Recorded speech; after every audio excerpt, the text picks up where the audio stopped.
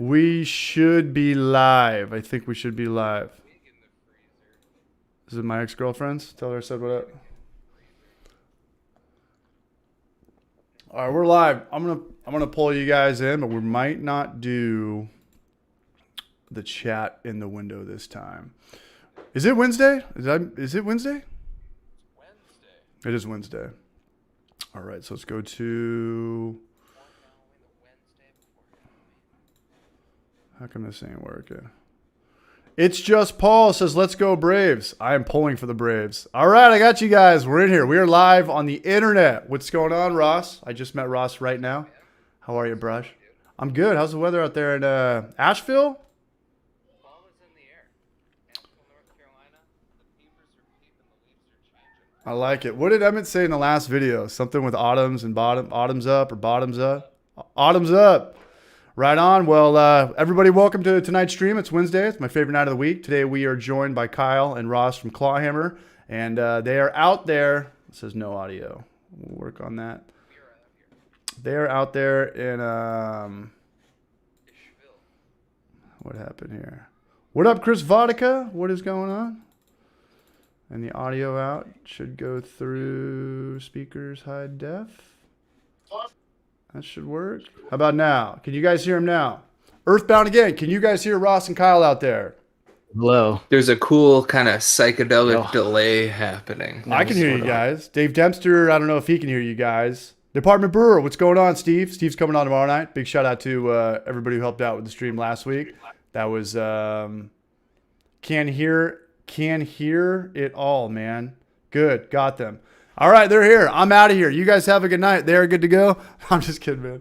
Okay, here we go. The Apartment Brewer, audio good. And Kyle and Ross are here. What's new? What's going on in the Clawhammer world, gentlemen? Yeah, dude. Nothing.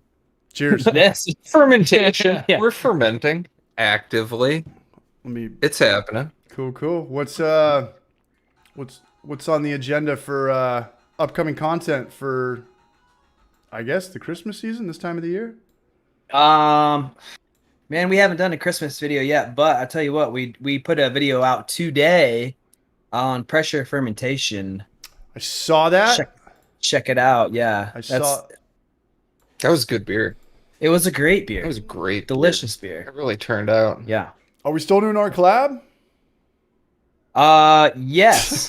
That was let me think about this. That was one of the lost videos. So we were finally making it back through back to like present time. Let me know. We haven't filmed anything in a while.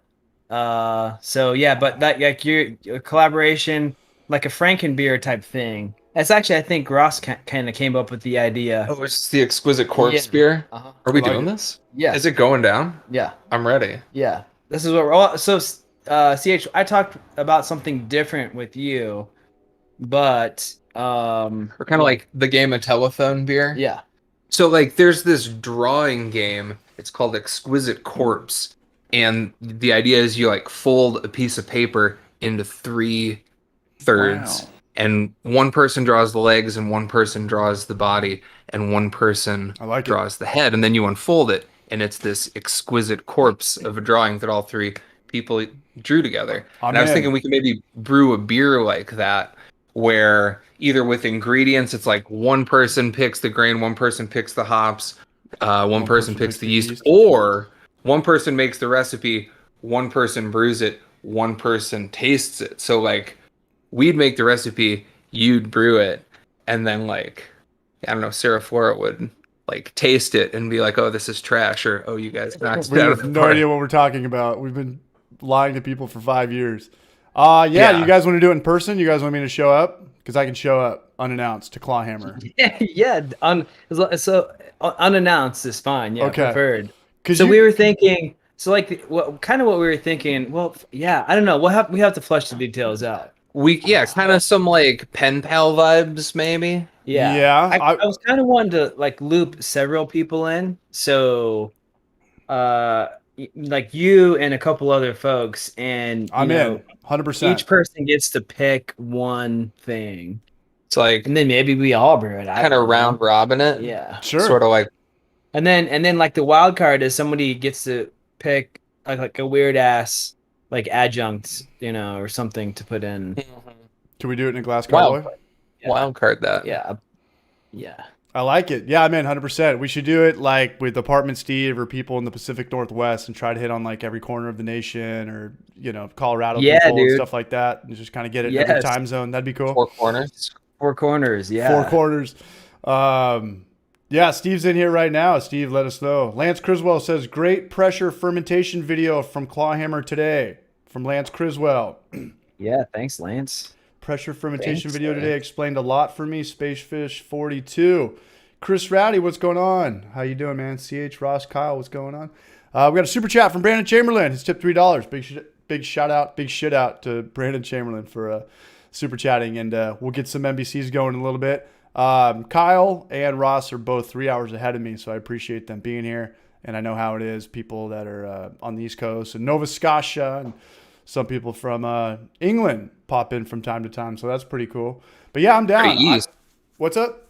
That's pretty east. That's very east. There's a guy from Denmark named Rasmus, who's in here pretty much every week, and I think it's like 3 a.m. his time, and sometimes he just stays up and just goes to work from drinking 20 beers with us on the happy hour and just powers through it. Yikes. It's crazy, yeah. I think he's a wild dude. Yeah. He's not 41. Nah. He's addicted to crystal meth, so I think that kind of helps out. But no, I could come out. It's obviously a lot easier for, I think, me to come to you guys than you guys to come to me. But I would be super down if you guys wanted to invite me for a Clawhammer video and we could be obnoxious and have a good time and put it on the internet and just pray for people to like us. Kyle's got bunk beds. I got dibs on top. No, man. Let's talk about it. Yeah, we can. Let's do it. Let's do it. Who have you guys collabed with? Because I know Flora and Martin, but who else? Those two. That's it. Yeah. Hey, let me know if you hear like a bunch of traffic noise. I could shut our door. Same with me. I got kids playing basketball in the fence over behind my shitty Jumanji backyard. But it sounds good so far. Sounds really good so far. Sarah and Martin, I think. Am I forgetting anybody? No, that's it. You have like come and hung out and done a deal. Yeah, I think it's just you. Yeah. No, it's a two-stroke out there. Got to mix the oil and the gas together for this. Do you talk to Larry or Brian? Do you guys talk to Barbecue Larry or Short Circuited or people that have been doing this for a few years? Yeah, we like email and stuff back and forth with other folks. I've talked on the phone with Brian. Had conference calls with him and whatnot a couple times. Like, Brian's he's a I guess everybody who's into brewing has a lot of equipment and knows a lot about equipment, but Brian especially, he's just used so much stuff. So yeah, I was just talking with him recently just about some equipment related stuff. Yeah, he's the go-to guy for a lot of brewers starting out. I know I was asking him a lot of questions about electric stuff and just kind of the do's and don'ts of YouTube and just kind of, I don't know, copyright infringement and audio and getting away with stuff like that. And he was always cool to me and responsive. And you got to kind of earn that, like if you come in and start making YouTube videos and you want to just start hitting up a lot of people, you could rub a lot of people the wrong way. And I think I was that guy, and Brian was always cool to me. So, a lot of guys didn't write back to me, and some guys still don't write back to me, and I want to get them on the live stream. And you guys were cool. We didn't really connect till later, but Brian was one of the first guys I reached out to that was very responsive. So that was cool. Yeah. Let me get this out of here before it shuts down. And then, I recently started talking to David Heath. I want to get him on, but he's in England. That just wouldn't work. It just 8 o'clock my time, 7 o'clock his time. But he's a good dude too. He's very informative. Very cerebral guy. I mean, yeah, and I gave him a shout out in a couple videos, and I was like, I want to use this clip of you. He's like, no, you can't use it. Like, you can't put my face out there. And I'm like, you make YouTube videos. Like, you have a YouTube channel, which is which is very self-expressive, putting yourself on the internet like that. But he's like the neighbor from Home Improvement. Yeah, he just doesn't want Mr. Wilson IPA. Yeah. All right, we got 50 people here in the chat. Kyle's been on before. Russ, what's a little bit what's going on with your background in the YouTube and in the commercial craft beer world and stuff? I'm Ross. I brew beer with Kyle here at the Clawhammer Ranch. And I also brew beer at the New Belgium Brewing Company, just a stone's throw down the road by the river here in sunny West Asheville. How long you been there? Well, I've been at New Belgium, I guess it's been 5 years, but I've been brewing there for 1 year. I started there as like a bartender, tour guide, just kind of beer geek, beer guy, and have homebrewed for a number of years. Now I started homebrewing in college when I was underage and no one would sell me beer. I love it. So I made some with my dirtbag roommate, tale as old as time. And have always been into it. But a little over a year ago, I made the move to the production side of things. New Belgium has a lot of internal kind of education and advancement opportunities that I was able to take advantage of. So now, I'm in the cellar and the brew deck full time, which is pretty cool. But still keep it pretty. Like that is sort of this. It's it's craft beer, but it's like at this grand scale. It's really fun to keep it kind of street and keep it in the backyard with Kyle and with Clawhammer, which is what this is all about. Yeah. Do your employees and stuff, do they watch Clawhammer, or do you worry about people knowing or not knowing about being on the internet, or do you not care? So New Belgium, I have colleagues that are like, hey, I saw you online brewing beer with that other guy that I've seen around town. I think that sort of a lot of the ethos that informs kind of the New Belgium business strategy and is kind of the responsible engagement of beer culture. And I think that just brewing and being like, hey, this isn't some like untouchable thing that you don't have access to. You can make beer in your house. Try it, appreciate it. It's a little bit of science, it's a little bit of art. It shouldn't be this like inaccessible thing. I think that really dovetails with a lot of the sort of New Belgium culture that kind of drew me to that company. Yeah. When I was looking to work at a brewery. No, people are pretty chill. Do you can you get a collab with them? Could Clawhammer collab with Fat Tire, or is that? Or sorry, no idea. Fat Tire is their most popular beer, right? It is. Fat Tire. Okay. Fat Tire, yeah, kind of. I think people know Fat Tire. People are like, "Oh, you guys make Fat Tire?" It's like, "Yep, always have."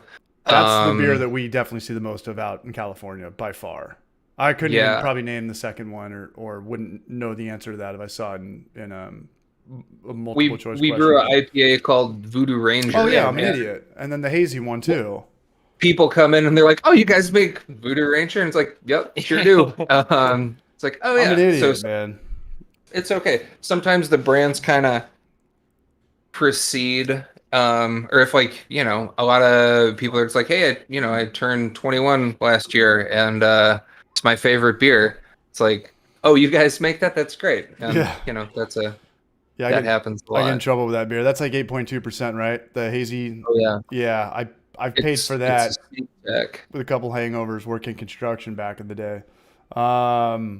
We got some love out here. We got a homie in here from Brazil, Twin Monks Homebrewing. Hi, good vibes, good brews from Brazil. Cheers from San Diego, man. Up, Brazilian buddy? What's going on, man? What's up, fellas? Hack Attack, Brewmill Tony, he's back. Goose Fraba, Delonious Monk, Rubio. People think this shit is illegal. I know my neighbors think I'm cooking meth. All my neighbors think I'm cooking either beans or drugs. They are all Hispanic. I'm the only white guy in my community. And when they look at me, they think I'm doing some Breaking Bad shit. And I'm just making beer. And I'm above age. I don't know if do you need to be 21 to make beer? Not really, right? I mean, to buy homebrew equipment stuff? You don't have to be 21 to buy homebrew equipment. I should know this off the top of my head.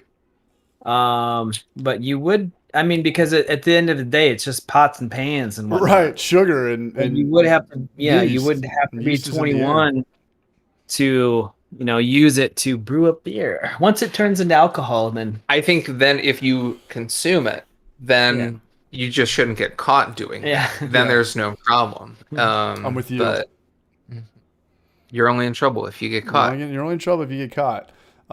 So Kyle, have you reached out to Fat Tire? I'm sorry, I said to get New Belgium to try to get a collab. You know, it's more of a neighborly relationship, I would say. Like you're homies at the brewery. Yeah, I know a ton of people. I mean, I lived in Fort Collins for 4 years, and if you live in Fort Collins, you know, and you're in your 30s, everybody you know actually works at New Belgium, pretty much. I It's mean, like it's Stone just kind of out how here. that place is. Yeah. Okay. So yeah, I mean, I know a bunch of people. I don't know. We've never thought about it, I guess. It'd be a hell of a collab, I have, man. and I've kind of, and this wouldn't be like a collab per se, but I've kind of soft pitched this as a concept, and this was kind of before COVID and quarantine and things got weird with access and what have you. But we have a little, we call it the skid. It's built out of half barrels, and it's a proper brewery. It's like a little half barrel brew system that some of the dudes in facilities and a couple of the brewers put together. And I would love to do like a clawhammer system, skid system side by side, sort of like, you know, recipe for recipe, and just see what you get. Like, I like it. What? That's the video I'm gonna come out for. I'm gonna come out for all your guys' videos from here on out. I'm just gonna show up once a week, like Steve Urkel or some shit, and just see if I can get some shine on your channel.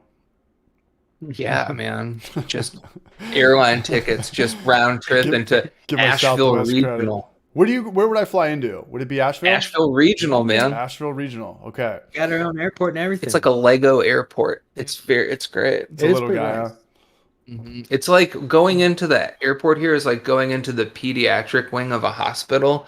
Everything is sort of like bright and tiny. It's like have you ever felt that vibe where it's like, am I visiting a sick child or boarding a flight? Oh gosh. Like, okay. Yeah. No. That's what I think when I fly out of here. I like it. I like it a lot. And I would love to see that collab.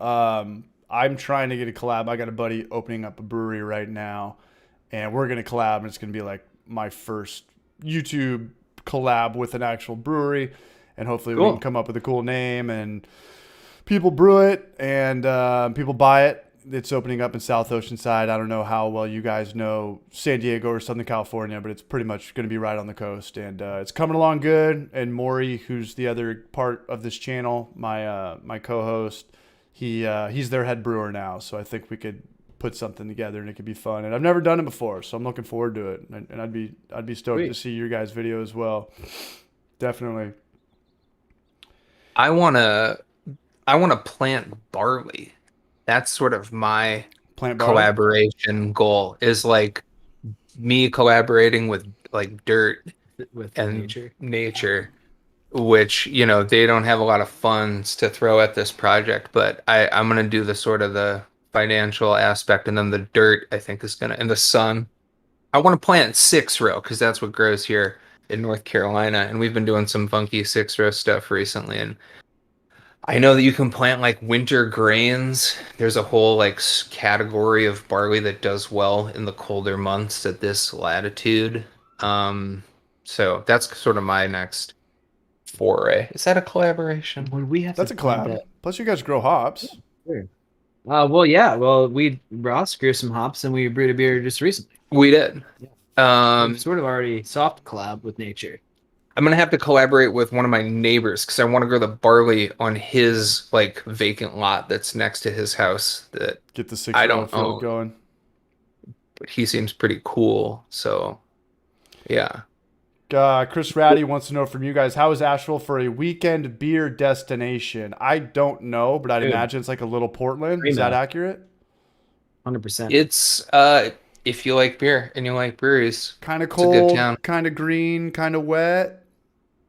You know, beautiful in all 4 seasons. There's a lot of outdoor activities here, so you can kind of like pick your poison to, you know, deal with drinking beer, hiking, biking, kayaking, climbing. If you go out and hit it hard and you need to sweat out the hangover, there's a lot of good cardio opportunities. Good. It's good for places like me because I do trail running and long distance running, and I need to sweat out my hangovers or else I have to stop drinking so much beer. I don't want to do that, so I have to run or run up a hill in the morning. How can you rehydrate if you don't dehydrate? I like that. How many pounds would you get off that many acres? He wants to know if you're talking about using your neighbor's lot for 6-row. How would that yield into pounds? Seems like you'd need a lot. You're going to need a lot. I mean, it would be for, I think it's like 10 square feet for a pound, basically, or for a kilo. 2.2. I've been trying to get a little more metric friendly here. So we would need like, yeah, most of a vacant lot. That'd be a really interesting like concept for, I don't know, just a kind of exploration of, I don't know, down a weird avenue of beer.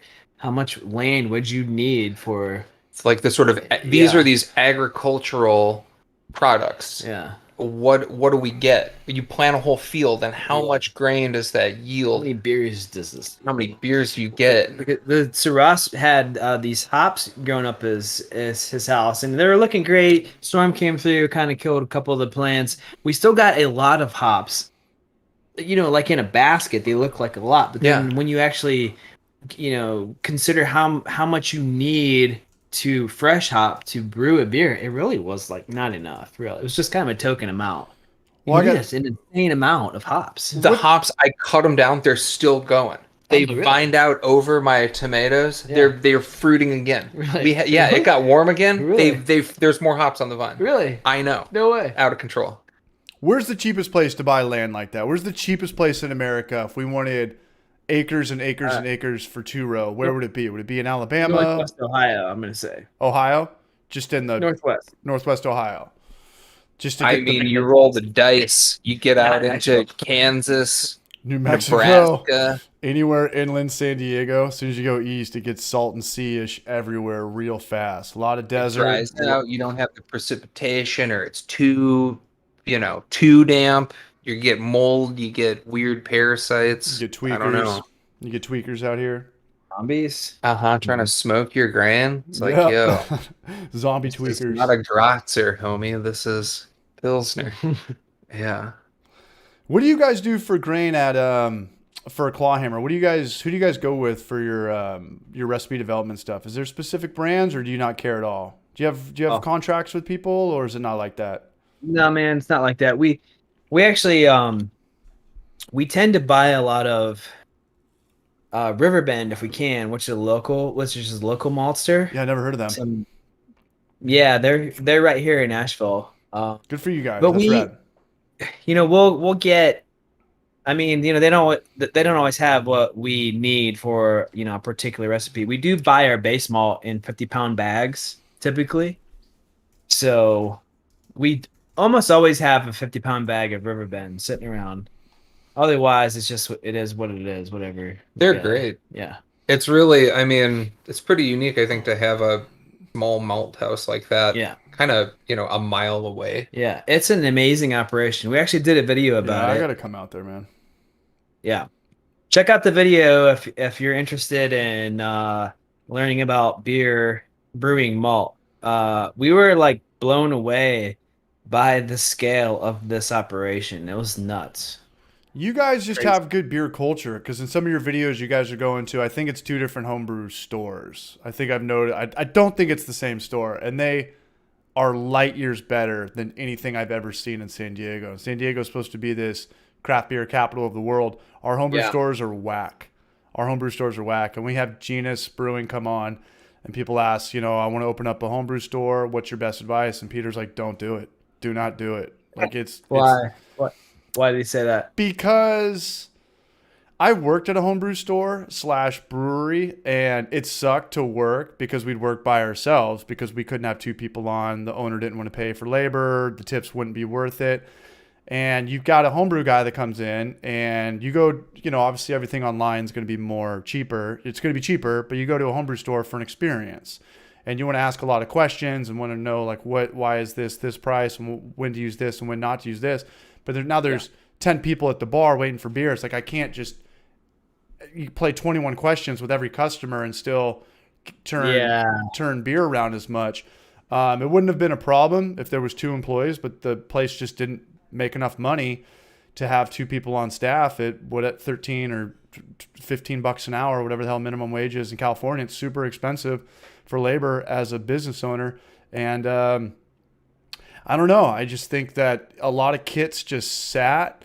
Pretty much we sold hops and grains, but everything else just sat. It would just sit to the point where we'd have to dust everything once a month because it was so dusty. All the books, all the kits, all the little $2.99 smoked lemon peel stuff. That stuff sat for years. And I don't, Northern Brewer was on last week. Shout out to Todd if he's listening. I don't think he is. But, homebrewing got really big. The bubble was the biggest, like 2013, 2014, 2015, which is when I got into homebrewing, with just around that time for whatever reason. And it's never been as good as that. So to open up a homebrew store, unless history repeats, and it has, and it can, and whether it's music or any industry, everything repeats at a certain point, but it just hasn't done that yet. So as far as homebrewing goes, it was way more popular 5 years ago. Yeah, I have noticed that, I guess you mill the grain at the shop, right? So everything, you're milling grain all day, so everything just gets all dusty. Yep. It starts to look real sad real fast in the homebrew shop if you don't dust everything, because it just looks super old. There was a homebrew shop in West Asheville that was called Hops and Vines. Yeah, Hops and Vines. They're out of business, but shout out to Asheville Brewer Supply. Ted. Awesome. Super cool dude. They don't serve beer. Very chill. He'll sit there and talk to you all day. Mm-hmm. Don't do that to him. That's Let cool. him serve other customers. But yeah, he's great and love it. Love going there. He's super cool, dude. And great. Yeah, and I love the idea of that. Like, if I don't know what I'm doing with the channel. I don't know if I want to just keep trying to grow it or open up a brewery one day. But like the idea of having a homebrew store / brewery with a 3-barrel system or a 5-barrel system seems amazing, but it just doesn't work out. And I'm not speaking for Genius. I don't know how they're doing, and they live in Washington, so they were hit very hard by COVID. Certain states had different restrictions and limits and stuff like that. But on paper, that looks like the dream, but it just doesn't work out a lot. It didn't work out for a lot of businesses in San Diego, and there's a lot of change in ownership and stuff like that. And it's a bummer because on paper, those are my favorite places. I brew beer and I drink beer, so. I wonder if proximity to those agricultural producers has something to do with it. Like if you're up in Washington State and you are hop farm adjacent, if you're in the close to the Yakima Valley, and you're oh, well, check these hops out. They came in today, or here's this weird strain that my buddy hooked me up with that it doesn't have a name yet. I don't know. I mean, Asheville, we've got water. That's it's not an agricultural product, but it's this water is sort of based on annual precipitation. Where we live is considered a temperate rainforest. And so, that's why are there so many breweries in Asheville? The water just falls out of the sky all year long, and it just keeps coming. And with all that water, you can make all the beer you'd care to. Asheville, North Carolina, not great for growing hops and not super awesome for growing barley, but we're pretty close to places that are. And San Diego, we're known for sun. We have sun. We've got the sun. We've got the sun. The sun works here. Sorry, I wonder just from a business standpoint if the margins are so thin on trying to operate something like that. And if you're not, I'm sorry to interrupt. No, dude, go for it. I think if I were to do that, I would probably just have hops, yeast, and grain. We are a homebrew store that has nothing. We're not going to sell a grain father. We're not going to buy $10,000 worth of, glycol chillers, 1 horsepower glycol chillers. We're going to have grain, and we're going to have hops, and we're going to have a little refrigerator for yeast. And that's about it. And the only homebrew store that's still around in North County, they do that. And it sucks. It's a hole-in-the-wall place, and it's really small. But you can get your stuff there. And Northern Brewer was on last week, and they were talking about their biggest. I didn't know that Northern Brewer and Midwest Supplies were the same company. Did you know that, Kyle? Yeah. You did know that? It's KFC, Taco Bell, and Pepsi. So their biggest competitor now is Amazon, and Amazon is getting better. It's definitely getting better. When I used to buy homebrew stuff on Amazon 4 or 5 years ago, it was kind of whack, and a lot of stuff wasn't prime. But now you can kind of get most things. I buy my dry yeast on Amazon. I get my hops from, I don't know, I buy by the pound sometimes, but Northern Brewers kind of been helping us out recently. But yeah, Amazon got a lot better, and obviously the local homebrew store guys do not like that. I'm sure. Yeah. I mean, I'm sure it makes it tough for them. We don't buy any ingredients on Amazon. Good for you guys.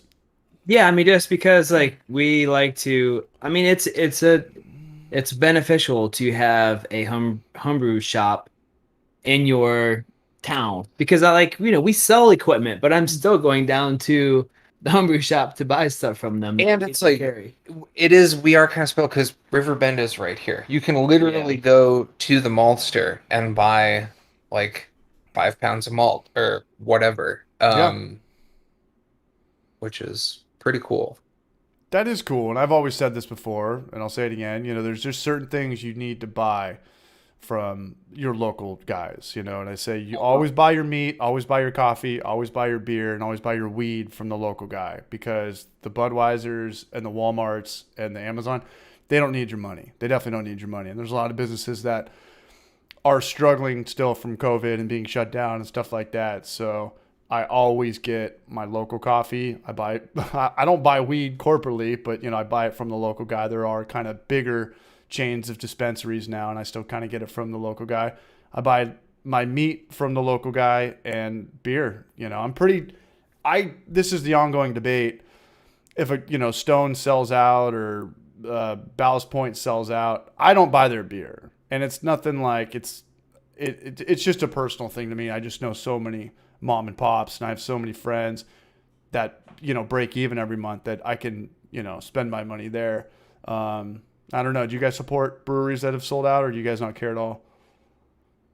There's kind of it's more of a context thing in terms of beer that I drink. Like, dude, sometimes Hams is the right beer. Olympia. And you're just going to drink like a lot of Hams. PBR. I buy once a summer. I buy like a case of Natty Light. Yeah. Do you? A lot of beer pong going on? Yeah. Wizard Dude, stamps. I mean, when's the last time you drank it? There's beer something. College? I don't know. Yeah. Every night in college. Get a case of it, and then you'll understand. Hot day, long bike ride, like a cold, like Black Label. It's the shit in the right context. So I don't put any like hard boundaries on stuff like that. Yeah, if it's an open bar and it's free, how particular are you going to be at a certain point, Yeah. There's that. And then it's also like, I don't know, only a Sith deals in absolutes. Like, I feel like. Duly noted. Yeah. I don't know. I'll still like drink a Lagunitas every now and then.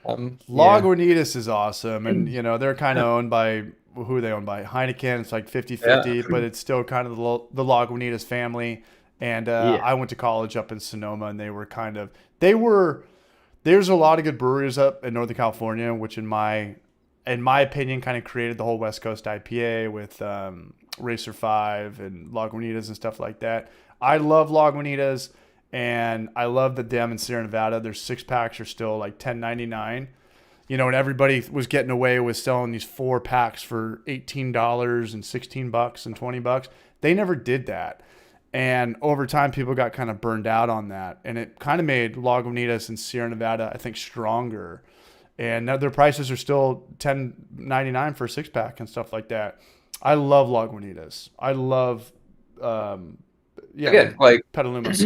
Sometimes it hits the spot, and you're just like, yeah, that's the right beer for this context. You know who I've kind of been down on is BrewDog, have you heard of this company? BrewDog? Yeah, do they have the YouTube channel? Sorry, really fast. We got a super chat from Spacefish42. Much love, Spacefish and the Apartment Brewer, man. Spacefish. Nice. Are you guys watching this on YouTube or is this just through Discord? No, we're watching it on YouTube. Little delay? Yeah, a little delay. Okay, cool. So Sorry, like Bonefish? What was it called? Spacefish. Wait, BrewDog? BrewDog. Spacefish? BrewDog. BrewDog. So I've been kind of down on them really because I have this YouTube channel and like just kind of competitively I've noticed like they've been cranking out the videos. I kind of keep track of everybody who's making YouTube videos about brewing. We all do. And I don't particularly like their videos. Get it off your chest, man. So like they're like a venture-backed company. They have tons of money. The videos are just like, if you're from BrewDog and you're listening right now, you got to tone it down a little bit. Just chill it out a little bit. We've had it with it's you. Like I'm watching. It's like I went home from college I'm gonna pull them up right and now. like early 2000s, and someone had like TV on like HGTV, and that's BrewDog channel now. BrewDog. But anyway, getting pulled up. But anyway, I went to their brewery because they're from Scotland, but they have another like big. They have a brewery in Columbus, Ohio. I was just there a couple weeks ago. I went there, and I have to say, man, the beer is good. They have a super awesome vibe in the brewery. It was cool. I mean, I wanted to go check it out. It was like 20 minutes from there. I liked it, man. It was cool. I can definitely tell you right now that they bought their subscribers because I'm on their homepage. Yeah. They have 50,000 subscribers, and their last videos get like barely 300 views, and that's not possible unless you buy subscribers. Yeah. I know. I just noticed that recently. I sent an email to everybody. Yeah. I said, "Look at this." Yeah. But anyway. Even like Barbecue with Larry, like he had a big channel back in the day, and he talks about how he gets no love in the algorithm. Larry's the man, by the way. He comes on here. Yeah. I love that dude. We've definitely watched his videos. Yeah, and he puts out a video like once every 3 months or once every 2 months, and it's almost not worth doing at that point. It's just a hobby. That's fine. That's cool, but you're not going to get any love from YouTube. And he's like, yeah, I got to make more videos to kind of get back in the algorithm swing of things. But he still gets like 2,000 views on a video. And I'm looking at these guys, and these guys have 229 views on a video 6 days ago. That's not possible if you had 50,000 organic subscribers. No, exactly. Yeah, no, they were 100% paying for it. They're probably just running ads on the videos, really. Because they were getting they were getting decent views on their videos, but I think they were just promoting them. They were dropping $1,000. And they weren't good. Like, the problem is they weren't good videos, so people didn't stick around. Yeah, that's how you get YouTube to recommend your videos. Is you have to have the click rate, the CTR, which is your title, your topic, your title, and your thumbnail, and then the next biggest thing is your average user duration. And that's something I learned last week for the first time. I never looked at. I would just make these videos aimlessly, be like, "Hey, my average user duration is 5 minutes. Let's upload a 22-minute vlog about how to make a nitro beer, and then we'll plug all this shit at the end. Here's my merch store. Check out the Hoppy Hour. Check out this guy's channel." Nobody was watching it at that point. Not even like 90% of the audience had dipped out. So, YouTube wants you to watch the whole video. They really do. They want to have that average user duration up. And I'm glad I know this stuff now because I'm not going to make 22-minute vlogs of me trying to tie some wrench onto something. We could do that in 6 or 7 minutes. I don't think I've seen any. What are they called? BrewDog? No. I'll show you one. Okay. What you need to do is eat fruit with the skin still on it, like a banana. Like the lemon from Ross? Yeah, that's the secret sauce. I need to get a girl for Homebrew for Life. We need look. I have so many good-looking girlfriends, and I ask them, "Hey, you got to come over, say cheers, eating good, drinking good." They all say yes, and then when push comes to shove, they've got to go pick up their kid from something. And it's just like, damn, this just doesn't work out. But we need a girl. If there's any girl, there's probably not one girl in here, but if there's any girls in here, let me know. You need a woman. I need an Emmett. I need an Emmett. You need Emmett in a dress. I need Emmett more than I've ever needed anything in my life. Yeah. Mandatory whole skin fruit chomp. The Apartment Brewer. Arthur Forward, I appreciated the Nitro video. I'm glad you watched that because Maury doesn't even watch our Homebrew for Life videos, and he's the dude that's in them. I think that's kind of badass, to be honest with you. It's like Johnny Depp not watching the movies he's in, which is kind of ironic, but kind of cool. Chris Vodka, I can get my mom. That is not a bad idea. I'm not even kidding. If we had a grandmother introducing any channel, just the 90-year-old sweetest little lady with a perm and gold earrings or something like that. Now we're talking. I've been trying to get my mom to be in a YouTube video for quite a while. She'll never do it, but here's the thing. She doesn't like beer, and she especially doesn't like the beer that we brew. Oh, really? My mom just doesn't like me. All of it.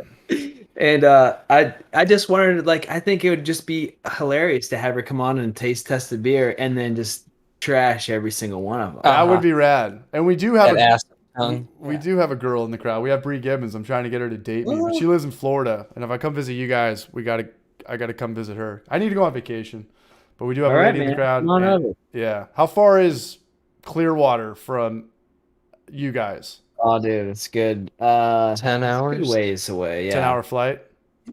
But I'll tell you what, I think that you can fly direct from Asheville into certain places in Florida now for pretty cheap. So I need to get out of here. Yeah. I'm going to see if that girl wants to date me, and then I'm going to go visit you guys. We're going to shoot a video. My mom doesn't like beer, but she likes sours. That's sours. Beer? Yeah.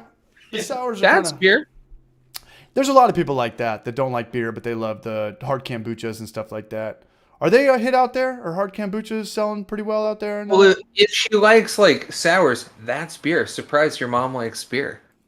She just likes that kind of beer. That's John Elliott. That wasn't me. My mom's been sober for like 30 years. Well. Either way, the more you know. Right on. If mama ain't happy, ain't nobody happy. That's exactly right. Ooh, yeah. What's going on with is everyone doing hard seltzers out where you guys live? Hard seltzers and hard kombuchas? We've got a hard like ginger beer place here. Ginger beer, ginger ale. It's called Ginger's Revenge, which is down the way. They've been doing some cool stuff. Is there a hard kombucha place? I think there is. Dude. Downtown. What is that spot called? Is that just that's not hard kombucha. That's just kombucha. Bucci. oh yeah. Yeah. It's non-alcoholic bucha, aka just regular kombucha. What it was for the last 30 years. Yeah.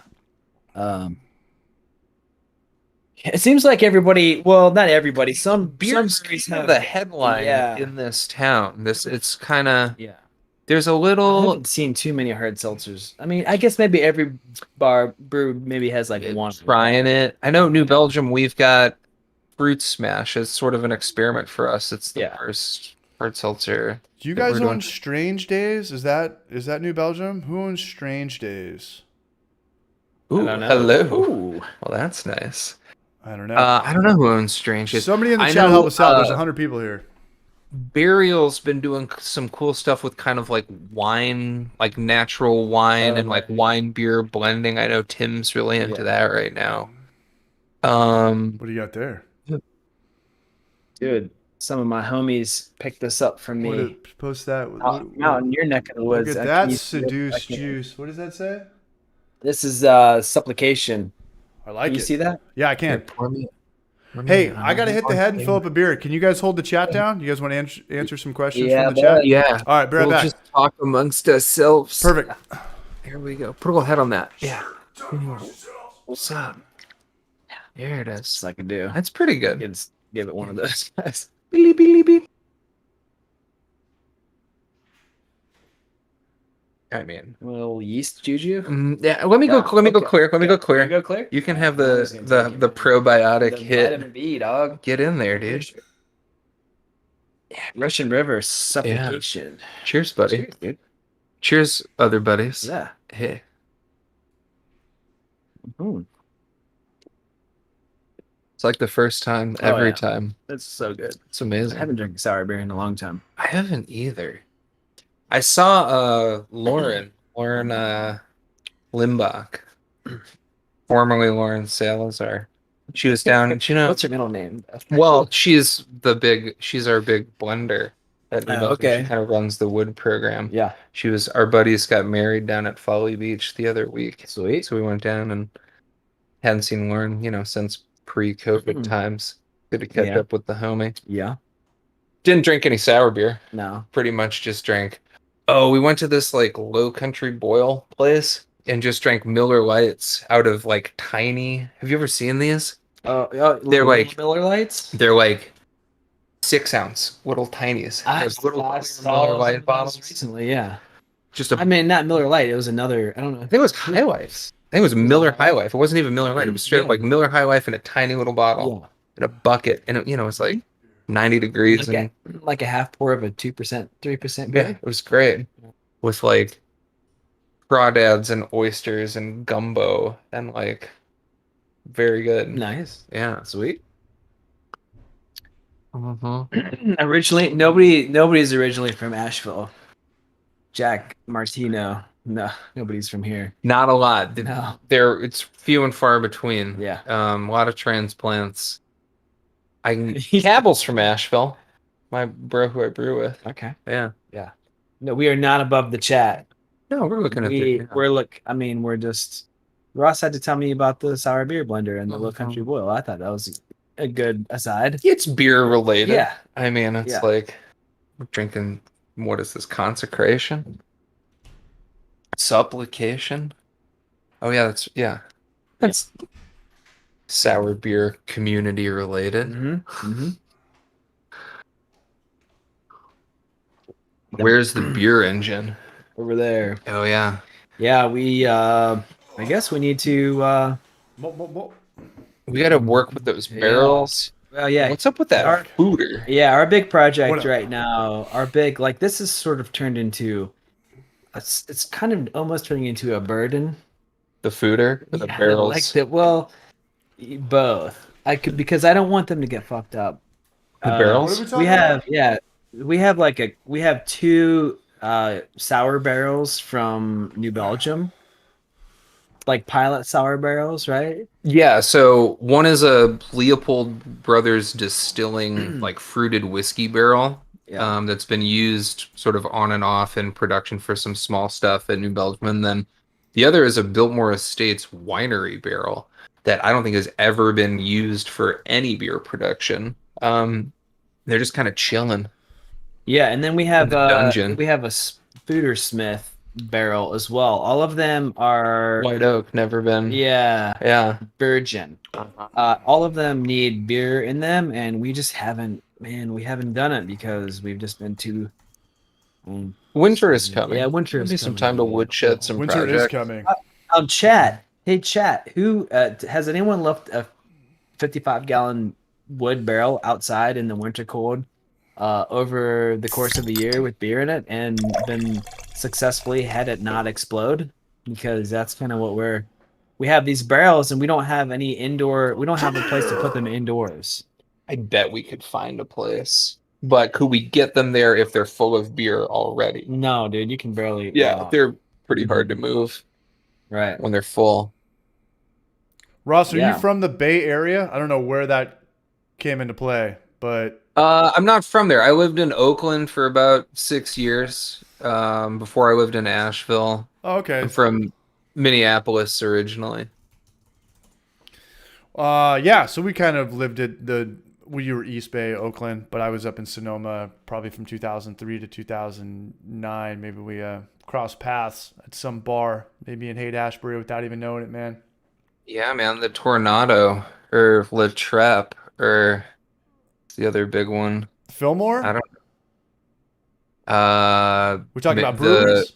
The Ruby Room on Lake Merritt or I don't know what you're talking about at all. Missouri Lounge up on San Pablo. That abandoned Burger King. The old abandoned Burger King down by Toxic Beach. Is that where everybody rounded second?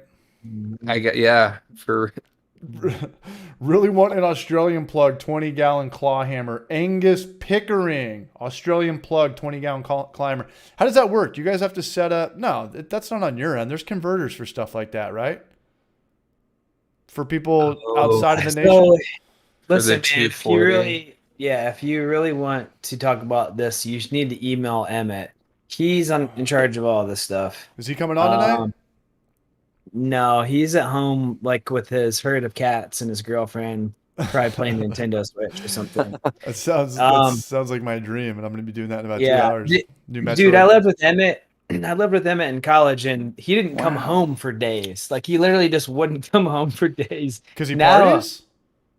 Oh yeah, dude, he used to. Emmett's like a cat. Just wanders. Now he doesn't. Yeah, now it's hard to get him out to do things, man. Yeah. He used to be a wild man. But yeah, he's mellowed out. But anyway, if you want to talk about like international equipment usage, you would need to talk to Emmett. We don't. The short answer is we don't sell stuff internationally for multiple reasons. But email Emmett if you really want to know why. I got a question for you guys. How come you guys do not do a stream like this? It's literally the funnest night of my week, and you guys have a giant YouTube channel. Giant, especially in the homebrew world. You know, well, they say you don't want to cross the streams. Isn't that right? What else? No, I'm serious. Why don't you guys do a live happy hour? In your stream, and well, just don't do it on Wednesday night, or else I'll just show up to yours, and you can show up to mine, and we'll just, if we're gonna compete with each other, let's just cross each other's paths 100%. But no, and Genus does their Sunday morning, and I talk a lot of shit to Peter. He's my buddy, and I can talk shit to him, and he can take it. Genus does a stream. They do a stream at like 9 a.m. on Sunday. It's like, hey, everyone's explosively hungover, and now it's football season. This couldn't have been like the worst. I don't know if it's a marketing move or a branding move or just a move. But, dude, you got to at least make it till like maybe noon. I don't know. Maybe they're going after the East Coast crowd or something like that. But I don't even think that's possible for me to do a stream on Sunday. I wake up. I'm like a corpse or something, you know. I couldn't be in front of the camera, nothing like that. But you guys should do like a Tuesday or I don't know, do a Wednesday or Thursday stream. I'm pretty. I mean, this is just me. This is like Ross, the individual, not like. I'm pretty not online. Like I'm a pretty. Like I have like a Instagram, but so does my mom. So that doesn't really mean anything. Like I'm not like on Twitter. I don't have my own YouTube channel. I'm not like I don't have a podcast. Or do it off Clawhammers if Kyle was cool with that, or both of you guys together. So it honestly. No, I mean, yeah, you're someone's dad. Yeah, exactly. The short answer. Yeah. I'm someone's dad. Larry's in here. Larry Barbecue Larry. Yeah, man. And Kyle is somebody's dad. Two very true things. Larry's in here and Kyle is somebody's dad. Yeah.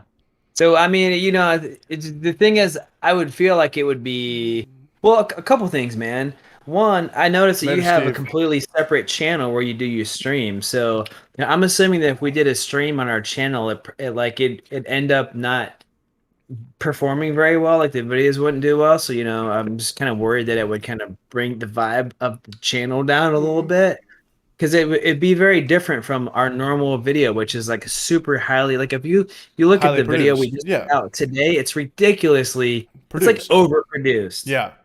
You guys have the best production of any BrewTube channel, and I like different YouTube channels for different avenues of information or humor or something like that. You guys have the best produced YouTube channel. That's not an award. That's not a debate. You guys have. That's why your videos take. You couldn't do your Clawhammer videos and put them out twice a week. I can tell from watching your videos. There's just it's not humanly possible unless you had 5 to 7 more employees or something like that. Yeah. So doing a stream, like I would really, I honestly, man, I've kind of been kicking this around recently because I've been checking out your stream more. They're fun, man, and you guys would kill it. Well, we did this thing called Brew News back in the day, myself and my friend Rachel, and we had such a good time. It was so much fun doing that. We did like record and edit those. You did, or you didn't? We did. We recorded them and then we edited them. Got it. But even just like coming up, and I've kind of been kicking around the idea of rebooting that, but again, you have to find the stories, and I wouldn't want it to be serious. I want it to be funny, and it's like I personally like we have Ross on in our videos because he's just naturally funny. Me, I have to think about things beforehand. So oftentimes we'd have to workshop some stuff we'd say about this, and it'd just be a lot of time, and I don't know. Well, I'll tell you exactly how you should do it, because I learned the hard way, and you should start a second channel. And I think Genus did it. I think I stole their idea, but we did this on Homebrew for Life, and then people would write, "Hey, this channel sucks now. You and Gina's channel both sucks. I want to see a 7-minute concise video. I don't want to see 2-hour rants. So I started the Hoppy Hour, or the broadcast. I think I rebranded it to the Hoppy Hour. And then you're going to take your diehard people that view Clawhammer, which I'd imagine is going to be 10%, which is probably 10,000 people, or even 5%, that's 5,000. You're going to be able to monetize it pretty much that month. I know it's kind of cringy. I'm talking about the back end of YouTube, but that's the reality of it, because TikTok or YouTube or Facebook, it takes time to, not everybody can just monetize straight out of the bat. I think you guys would almost have it instantly, and then just do it on Tuesday nights. So you don't have to compete with me. No, I'm kidding. Do it whenever you want. But I think that it would be fun, and it's not like your heavily produced videos where everything's got it. Like, we just get up and we shoot the shit and we talk. And it's crazy because me and the Apartment Brewer Steve, I'm starting to cut these up a little bit and kind of make like Joe Rogan clips and stuff. And me and the Apartment Brewer Steve, I think a couple Sundays ago, we were talking about our high ABV beers dead. Beers that are 8, 9, 10%, because I can't really drink those anymore. And I took a 3-minute clip of that and I put it on the channel, and it got almost 1,000 views. My shittiest Homebrew for Life videos don't get that much more than 1,000 views. And those take 10 to 30 hours to do. These were just talking. You know, the podcast thing is just, anybody can do what we're doing right now. Anybody in this chat can do what we're doing right now. The hardest part is just getting people to show up. Drinking beer and talking, there's probably monkeys that could do this. So I think part. They can do the signing, the ASL. Call it Ross's Lair 2.0 or 1.0, and do the stream and just talk to the chat. And there's always something to be said, because the chat is the pulse of it. And I don't know. I think you guys should do it. And again, I stole all what I'm doing from Genus, and it's my favorite night of the week. I don't know. Or refire up what you were talking about earlier. You put out content every day. I mean, you could get the chat to, like, line by line, like, read your son a bedtime story. A haiku. Yeah. And they're fun, man. Like, Larry does the streams, and Brian does the streams, and, you know, the YouTube ad revenues and shit. And people, you know, throw you $20 here and there. You're like, dude, we never got that type of ad revenue from YouTube. And I love it. I love when Brian streams. I love when Larry streams. We do this Wednesdays and Thursdays. We used to do it once a week. Now we do it 2 times a week. And I love it, man. This is a lot of fun. I mean, drinking beer and hanging out, there's nothing wrong with that. Yeah, I mean, there's people from Brazil in here. I'm on the West Coast. You guys are on the East Coast. There's people from all over the nation, and it's rad. People from the FBI in here. There's we're gonna get swatted. We're gonna get swatted, man. NSA. Jorge Castro's down there in Puerto Rico. What's going on, Jorge? He's got a brewery down there in the western side of Puerto Rico. I think he's 4 hours ahead. And Tom's in here. People in here from all over the nation, man. Party Time Brewing. Big shout out to him for coming on last Thursday. He's got a great YouTube channel. He's starting out, and it's funnier than shit. Barbecue Larry's. Which one? Party Time. Check out Party Time Brewing. It's literally, I'm literally laughing out loud the whole time I'm watching this. Party Time Brewing. Party Time Brewing. Yeah. He's in Canada. It's freezing cold. He's wearing a Speedo in his jacuzzi. He's having CO2 tanks explode. He's got very good energy, great personality. I Party Time. Love his channel. Yeah. Yeah, he's got a great channel. Grateful Beer, and from Canada. Canada in the house. Joseph Ide. We're going to start a poll right now. Should Clawhammer start a stream? And I'm going to guess not too many people are going to vote no. So there's a stream in the chat. How are you guys doing on time? I know it's what? 9:30 over there? Are you cool, Ross? Kyle? Yeah. 5 more beers? Chilling. Yeah, 5 or 6. Yeah. Whoa. Another beer. You guys have a troll. Somebody says don't start a stream.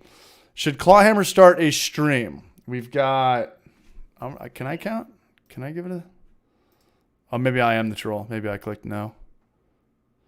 Dawson's Creek theme song. I don't think they want to do a stream. Troll. I don't know. Give them some time to think about it. Dawson's Creek doesn't think they're that into it. Dude, Dawson's stream, man. What's up with that? Dawson's creek, stream. Jorge Castro. They should, and we'll be there day one. Jorge Castro will be there day one from Puerto Rico, checking you guys out. And I could throw you guys super chats and support you guys outside of just watching your content, just watching your YouTube stuff. I think Clawhammer should do an NBC. I think we should all do an NBC. Ross, do you watch Homebrew for Life? Something tells me you've never seen Homebrew for Life. Dude, I am so not online. I am so not on the internet. You're like Maury, man. Yeah. The main thing I watch on YouTube is like live streams of volcanoes. So, dude, there's this volcano that's been going off in Iceland since like April. It's wild. And then this other volcano just started going off. It's in the Canary Islands off the coast of northern Africa, of northwestern Africa. This volcano is nuts. And there is a 24-hour live stream of this volcano. And you can just kind of put it on and like listen to the volcano sounds of like the magma coming out of the earth. And like liquid hot listen to a record or whatever, drink a beer. It's just kind of there. It's very comforting.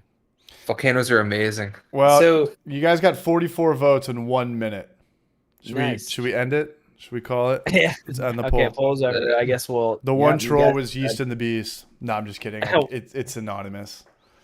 45 votes. 88% said yes. I don't know why. I think people just disliked it or thumbs down it just to be a troll. But I think it'd be rad, man. And I told you before, I mean, this is kind of what helps me do this YouTube stuff full time. Is the stream is the biggest part. As cringy as that sound, that's just how it is. Yeah, man. So you were doing this for like you're having surgery, right? So like you were saying, because I caught your last stream, then we kind of chatted offline. There's some sort of male enhancement thing you're doing. Like what's up with that? Quite the opposite. I'm getting a penis reduction. I said that as a joke in a video. Because it's cringy when you promote your merch and you promote the Amazon links. And I do believe in the Amazon links.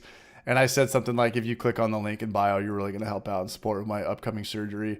I'm getting a penis reduction. And then the last video, I created a GoFundMe for $100,000 so I can go get drunk in Germany. And it's like one step from actually being like a real GoFundMe. I'm not going to do that. That was the joke. But I'm getting emailed all day. They're like, you got to finish your GoFundMe campaign. I'm like, I'm not going to really do this. GoFundMe is for, people that have hospital bills and tragedy and stuff like that. And then it's me wanting to go get blackout drunk at Oktoberfest. And it's not $1,000 or $10,000. It's $100K. Yeah. Have you seen the, you ever watch internet comment etiquette videos? No, but I'm interested. No, you have to check this guy out. Internet comment etiquette. Great one to start with would be Soy Boy, which is like one of the funniest ones. He's got some like hilarious stuff, but he did a what's it called? Kickstarter called Eric. So it's Salvia Eric. It's the dude who used to smoke salvia, on YouTube. He would smoke salvia, and he would be like, "Hey, welcome to smoking salvia with Salvia Eric, Big Money Salvia. I'm going to smoke salvia and then do some gardening." And so he'd get all his stuff out, like his watering can, his like trowel and everything, and be sitting in his garden. It's like, okay, so the first step is after you have your equipment, it's just to smoke salvia. And then he smokes, so they're just like that's amazing. Yeah, I can't believe I did that once and I started crying. I smoked salvia once. My God. It fucking sucks. And then he goes, and he wakes up, he goes, and that's how you garden on salvia. Wow. Cuts it off. But he did a salvia's heavy, man, and it's legal. He did a Kickstarter. He did a Kickstarter called Eric Drinks Wine and Gets a Haircut, and he raised a lot of money. Got a bottle of wine and then got the most absurd haircut. It's like a whole series of videos he did on this. It's pretty good, man. I love that channel. I saw there's a Yeah, local brewery called Battle Mage. It's one of my best childhood friends. They opened it up, and all they do is have people on Twitch. All they do is show streaming. There's no sports. There's no TV. All they have is it's a gaming Dungeons and Dragons brewery, and there's guys that drink beer on there. And you go on to his channel or his Twitch live stream. Have you guys heard of Twitch? Yeah. Okay. And you tip this guy $5 and he takes a shot. And I was like, what the fuck? What? Like, I have to do that. Or not a shot, but chug some beer. We just got a $5 tip. Spacefish 42 wants an NBC. But I tipped this guy $5 and my Twitch name is CH and he gives me a shout out and he chugs a shot of Fireball or something. I was like, this guy is getting paid to drink alcohol. Whatever it takes. I don't care how many Saturdays I have to give up editing or how many girlfriends are going to leave me or how many bridges I burn. I have to figure out what this guy does.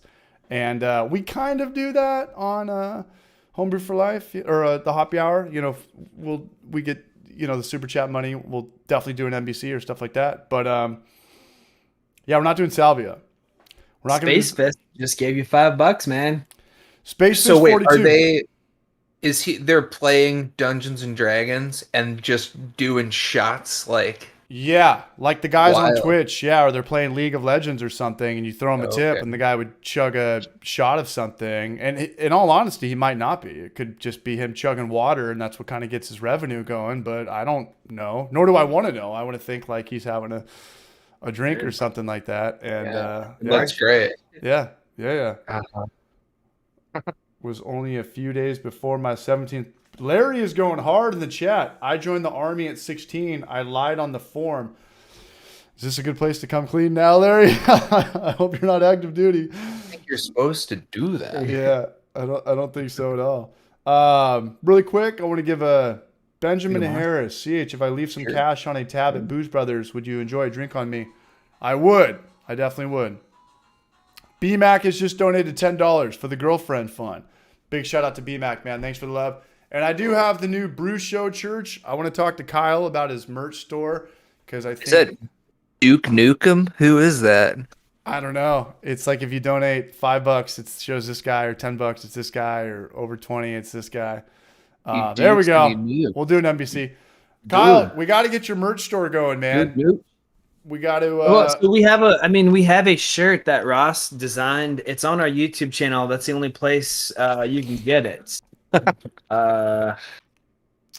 I'll talk to you a little bit about that off camera. We'll talk about it a little bit behind the curtain. But I'm wearing the Brew Show. He just launched his new his merch store, and Trent's got a good channel. I don't know if he's in here.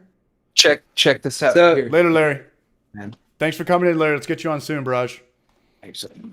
Don't let me fuck this up. Yeah, and thank you for Theron for buying my NBC t-shirt, man. Much love to Theron. He's the Braj. Cheers to Clawhammer for their hop water video. It has inspired me to make a couple batches, and people love it at his brewery in Puerto Rico. Is that a barcode? This is the shirt that that Ross made. It's kind of far away, but anybody else on a sick one? Not yet, Matt, but I can always be on a sicker one. I can kind of see it. Here, I can. Can you bring it over here? Here, can you bring it to you? Like twist the top because you can't really see. It's too far away. Here, am I back on you? Yeah. So I asked this girl out, and I think she's down to go on a date with me. Like twist it, twist the top. There you go. So you just got $10 to take me out. Yes. Yeah. So she's watching. Ross the shirt, man. Can you move the mic a little bit? Ross made that shirt. Oh, okay. Ross made that shirt. Yeah, you guys got to have. You guys got to get some merch and some hats and stickers and going like that, man. I got to get some up on my keg grader. I got it. Dude, this is it, man. This is the shirt. This is what we got. The shirt. Can I buy the mannequin off you with the shirt? Yeah, everything's negotiable. Everything's negotiable. Everything's got a price on it. We what's your offer, man? Let's start a bidding war. Let's talk turkey. Dude. Let's talk turkey. Let's get down to brass tacks. How much for the monkey? Come on, let's do this. How much? How'd you get that mannequin? Honestly. Amazon Prime. No, Amazon. Maybe Amazon Prime. It was $80. It's my Uncle Carmine. Yeah. Fell off the back of a truck. Felt like I was losing money not buying it. Stole from JCPenney, 1994. Yeah. Took it from Miller's Outpost. Mm-hmm. I would love to have a mannequin up in my house. I'm not kidding. I want one in the living room and then one in the garage. Or a wool mannequin. You could brew with them, and that would do. Yeah. Start talking to it. Start talking to it like it's Wilson from Castaway. Become really good friends with it. I got this. I bought this mannequin because Rachel, who used to brew with us back in the day, moved. Well, she was like house sitting in California. I love Rachel, man. She's so cool. She was house sitting in California, and she was like, "I'll be back. I don't know when." And just jokingly, I said, "Listen, if you don't come back, I'm gonna replace you." And she's like, "Yeah, whatever. You're not gonna do that." And then so jokingly, I got this mannequin and did a video and sent it to her. And Is that the Beetlejuice head? Yeah. no, we were just talking about this before the stream. But I'll tell you what, man, having a mannequin is really useful for when you're filming by yourself, because you can like set it up and then pull focus and then move it out of the way. Do you film, Kyle? Primarily what we use it for. Do you shoot any of the stuff, or is that all? Do you pay people to do that at this point? I probably shoot as much as. I mean, it depends. Like historically, I've shot probably more than as many videos as I've been in, I guess. Mm-hmm. Yeah, but how are you these guys days, doing? A lot of stuff. Sorry. Yeah, I shoot Shoot a very good deal much. with stuff, dude. Yeah. How are you guys doing videos during COVID? Because personally, I had to buy different tripods and external monitors because I didn't want to have anybody over, and I didn't want, nor let alone like, hey, it's the height of COVID, and there's 10 guys in a garage hanging out. Like, this is just all going to be bad, and we're going to get trolls and stuff like that. But I would set up just different tripods with different external monitors, so I could always have a camera here, but I could see it like up here on a 7-inch monitor. How are you guys doing it? I mean, it was just me. If you can tell which videos are COVID videos because it's just me brewing the beer. Yeah. And then it's like Emmett and I tasting it, or Ross and I and Emmett tasting it outside. Yeah. But yeah, I mean, honestly, man, I used the mannequin. I set the mannequin up. There is no joke. And, he was using the mannequin. Yeah. I set the mannequin up to get focus, and then moved the mannequin, and then got on the camera, and we started filming. All right, we're going to do an NBC. So we got 90 people here. Does it feel like we've been here for an hour and 10 minutes, Kyle and Ross? No. It goes by pretty fast, right? Like the first half an hour is like pretty awkward. First day of school. I'm meeting Ross, trying to figure out if we're separated at birth. Now it's been almost 71 minutes, 72 minutes that just went by. Time flies. Chilling, dude. All right. Time flies when you're drinking beer. So Ross has never. Josephied has donated $20. Make a replacement. Rachel, do an MBC. Is Rachel the brunette girl from the videos? From the hard seltzer video? Yeah, there are two brunette Rachel girls in the videos. There's two of them. Yeah. Thank you, Rachel, Josephied. Much love, Braj. Original Rachel was in the seltzer video just recently. Yeah, that was a good video. And you know what I loved about that video is you were kind of roasting your whole video the whole time. Yeah, we were, ourselves, seltzer. Yeah. It's fun to make fun of yourself, you know?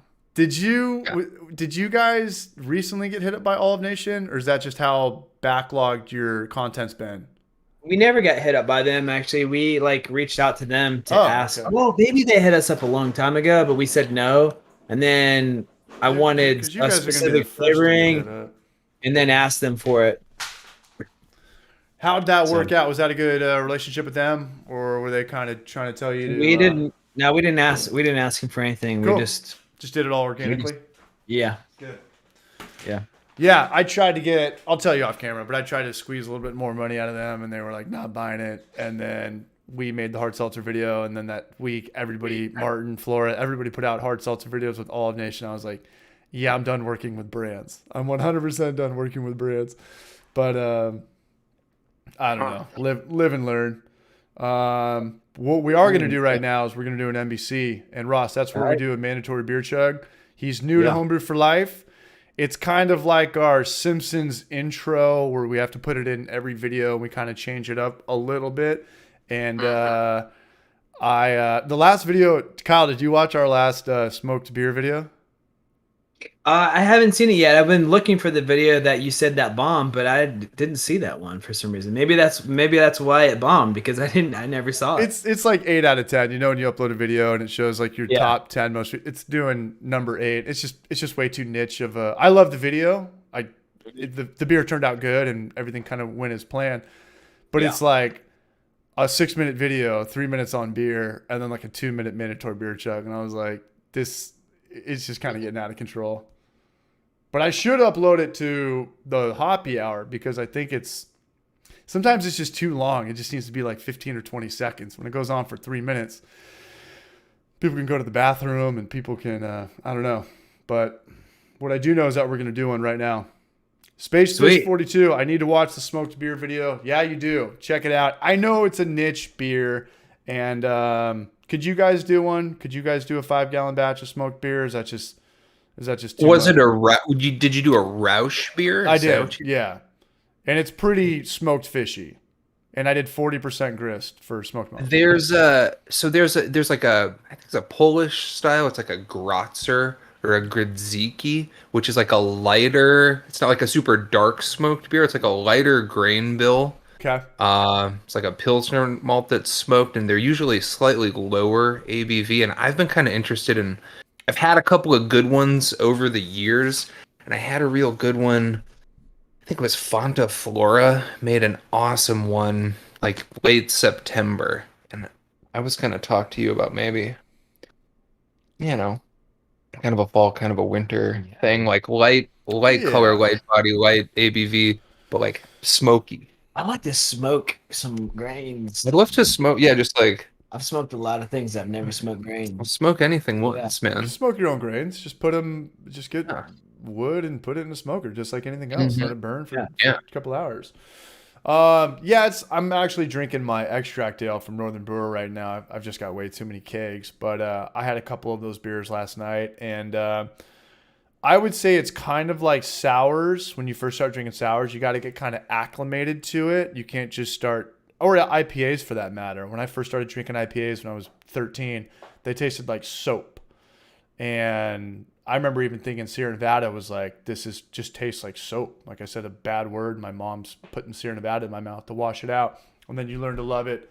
And then when you start drinking sours, everything tastes like pretty much vinegar in my estimate. And then it became my favorite beer.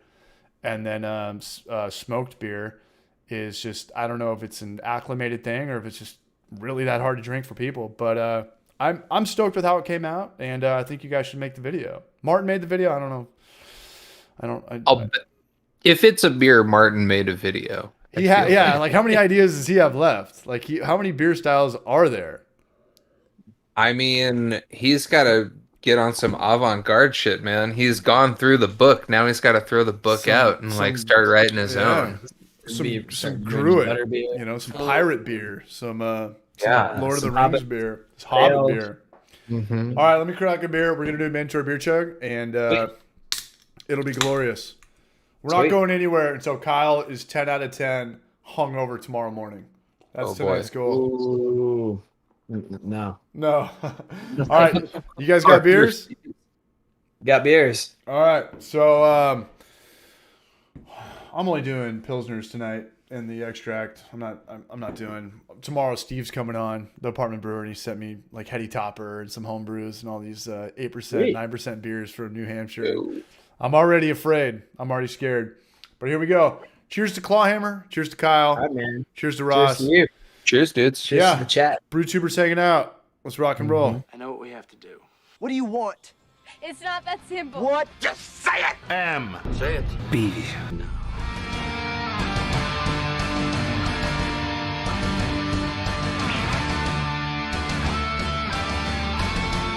Say when. C.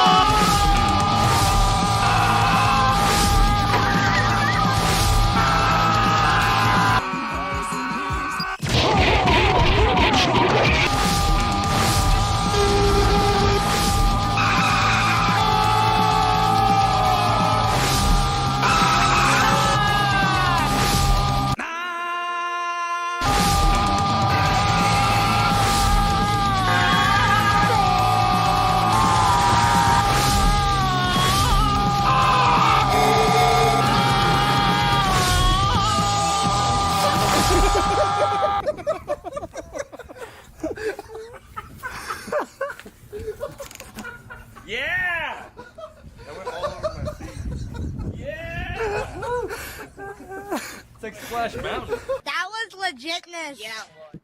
I got another one filled up. I already got another one filled up. How's that NBC? Dude. Did you guys chug? What were you guys chugging over there? No. Ross, you caught that. I heard you say that. Yeah. The dude from Harold and Kumar doing the Velociraptor. That was awesome. Oh, dude. Sorry, man. I had turned your audio off. No, it's cool. Are we back? Are we back on here? I can hear you. I can hear you guys, but I don't know if it's coming on. I have YouTube muted, or else my microphone will pick it up. But it looks good. Oh wait. Are we in? Are we back live on YouTube? The chat will let you know really fast if they can't hear you. So if they're not saying anything, I think we're good to go. Dude, what's up? Sorry, man. I muted your. Or I turned. I wanted to show Ross the mandatory beer chug. Yeah. You did not see it before. He just got jumped in. One of, like seriously, man. The first time I ever saw a mandatory beer chug, I emailed that to like a couple of the editors in the office because I thought that was just so funny, man, and like so creative. I appreciate that. I love it, man. Every time I see it, I love it. And if you guys send me clips, if you guys chugging beers, I would love to put you both in a montage. And that goes for every brew tuber. And I've done that before. There's been people that have sent me clips of the Facebook page and stuff like that. But that'd be cool if I got you guys and, Larry and Brew Show and Pros with Peter and stuff like that. So we put that in the video, and then we kind of got trolled. People would be like, where's the NBC? Where's the NBC? Where's the NBC? And I was like, okay, we have to put this in every video that I'm kind of proud of. You know that some videos turn out better than others, and some videos are like, damn, this sucked. We just have to get the content out. We're already so committed. The wheels are rolling. Like, I'm not going to put the NBC in this video. We didn't deserve that. Like, today isn't special. But I love it, and I try to, treat it like the Simpsons episode where we just change a little bit up, and it's rad. It's a total, working man's Al Bundy, blue collar, just like, everything sucked today. I'm going to go home and just get shit on by the girlfriend. The kids are in trouble. Like, just a one chug of beer. You just go on, a mental vacation for just a couple minutes, and that was kind of, the thought process behind it. Just, I just need a NBC. Shoving problems away, man. Yeah. The moment of zen. Yeah. A moment of zen. And we have, it's a way for me to get free beer at my buddy's breweries. Cause I'll just go in there and we're like NBC and we'll pour up, taster shots or maybe half pints. And it's kind of created a thing of its own at a couple breweries down here in North County. I didn't come up with it. I stole it from my buddy, the owner of Booze Brothers. Every time he'd get stressed out with a customer, he'd be like, mandatory beer chug. Obviously you can't tell your employees you have to chug a beer. And that was kind of the whole joke. And it was like, okay, anytime we deal with a super shitty customer, we're like, hey, I just got to get the weight of the world off my chest. Come here, drink a beer with me really fast. Everything will be okay. And then I just kind of rolled that over to the YouTube thing, and it just kind of did its own thing. And I don't know, it's cool. So I guess it's cool, or I try to make it cool. It's cool. It's super creative, man. Super funny. Ross caught the Harold and Kumar, that scene where they're pretty much making fun of the Asian guy and the Pakistani guy for being something. Hideous kid is making this velociraptor noise. and I laughed so much when I saw that. They're ripping on these kids. And I guess that's a scene where where everything's extreme, and they take the kayak and they throw them through the candy aisle, and everyone's like, "Yeah, hell yeah!" And they pan it to the fat redheaded kid, and he's just screaming like a velociraptor for whatever reason. I didn't get it, but I just thought it was so damn funny. I'm glad you caught that. Only me and you know that. Only me and you know that. All right, Jorge Castro wants to know, where can I order that sweet Clawhammer t-shirt that Ross designed? You can get that. You have to go to the YouTube channel, and it's down. I don't know, man. Go to our YouTube channel, and you'll see it. It's below there. Ross, there's a picture of it. I want Ross to design a t-shirt for me. In fact, have I ever paid you any money for that? I told Ross, I said, Ross, if you design a shirt, there's just money sitting somewhere. Oh, tight. Money's cool. I said, Ross said, you wanted to. Yeah, Ross asked if we wanted him to design a shirt because he's designed some stuff for New Belgium. If you check out Ross's Instagram, I love the Simpsons animations you do on the brew sheets. Yeah. Fucking just check out Ross. Draw a little bit. I'm Ross, right? I'm Ross. Yeah, Ross, What's you yours? have a pretty active Instagram. For a guy that doesn't hang out on the internet that much, I mean, you got it popping, man. You're I take a lot of pictures. I go on a lot of bike rides, and it's just kind of there. And it's Got like, some- oh yeah, that. I'm creeping And on I your like- shit right now, Ross. It's okay. So, yeah, like Ross said, yeah, I'll design the shirt. I said, yeah, if you make a shirt, I will give you 100% of all of the money that we make on these shirts. I heard it here first. That could bite you. That could bite you in the ass, Kyle. That could be like $500 a week, man. That could bite you in the serious ass. But we all have you witnessing this right now, saying that. So Ross has all of the rights to all the Clawhammer merch for all of eternity, and that could be a couple $1,000s a month. Yeah, Whoa. for sure.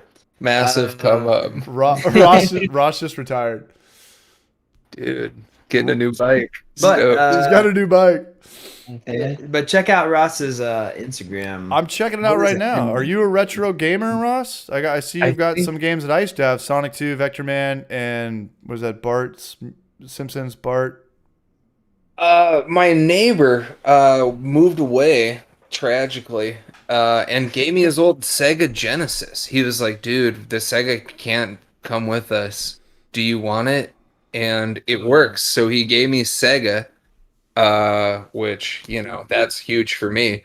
And then we've got a little like video rental shop up the street called Orbit DVD. Yeah. You They're the tagged it. shit, man. They're old school. They were like a proper rental shop. They've got like cool ass indie movies and stuff, but then they've got this huge gaming section, and they've just got like Sega games for $5. So I got like Vector Man and Sonic and Road Rash and You got to get You know. Quackshot, bro. Quackshot. Remember Dude, Quackshot? deep cut. I totally remember Quackshot. in Sega? Genesis, man. Are we all the same age? I'm 56. Dude, I'm 78. I knew it. No, I was born in 85. I think Kyle's a couple years older than me. Ross, are we the same age? Not trying to offend anybody. 47? I think I'm You're the fired. old man in the room. But So we all grew up with the same Super Nintendo.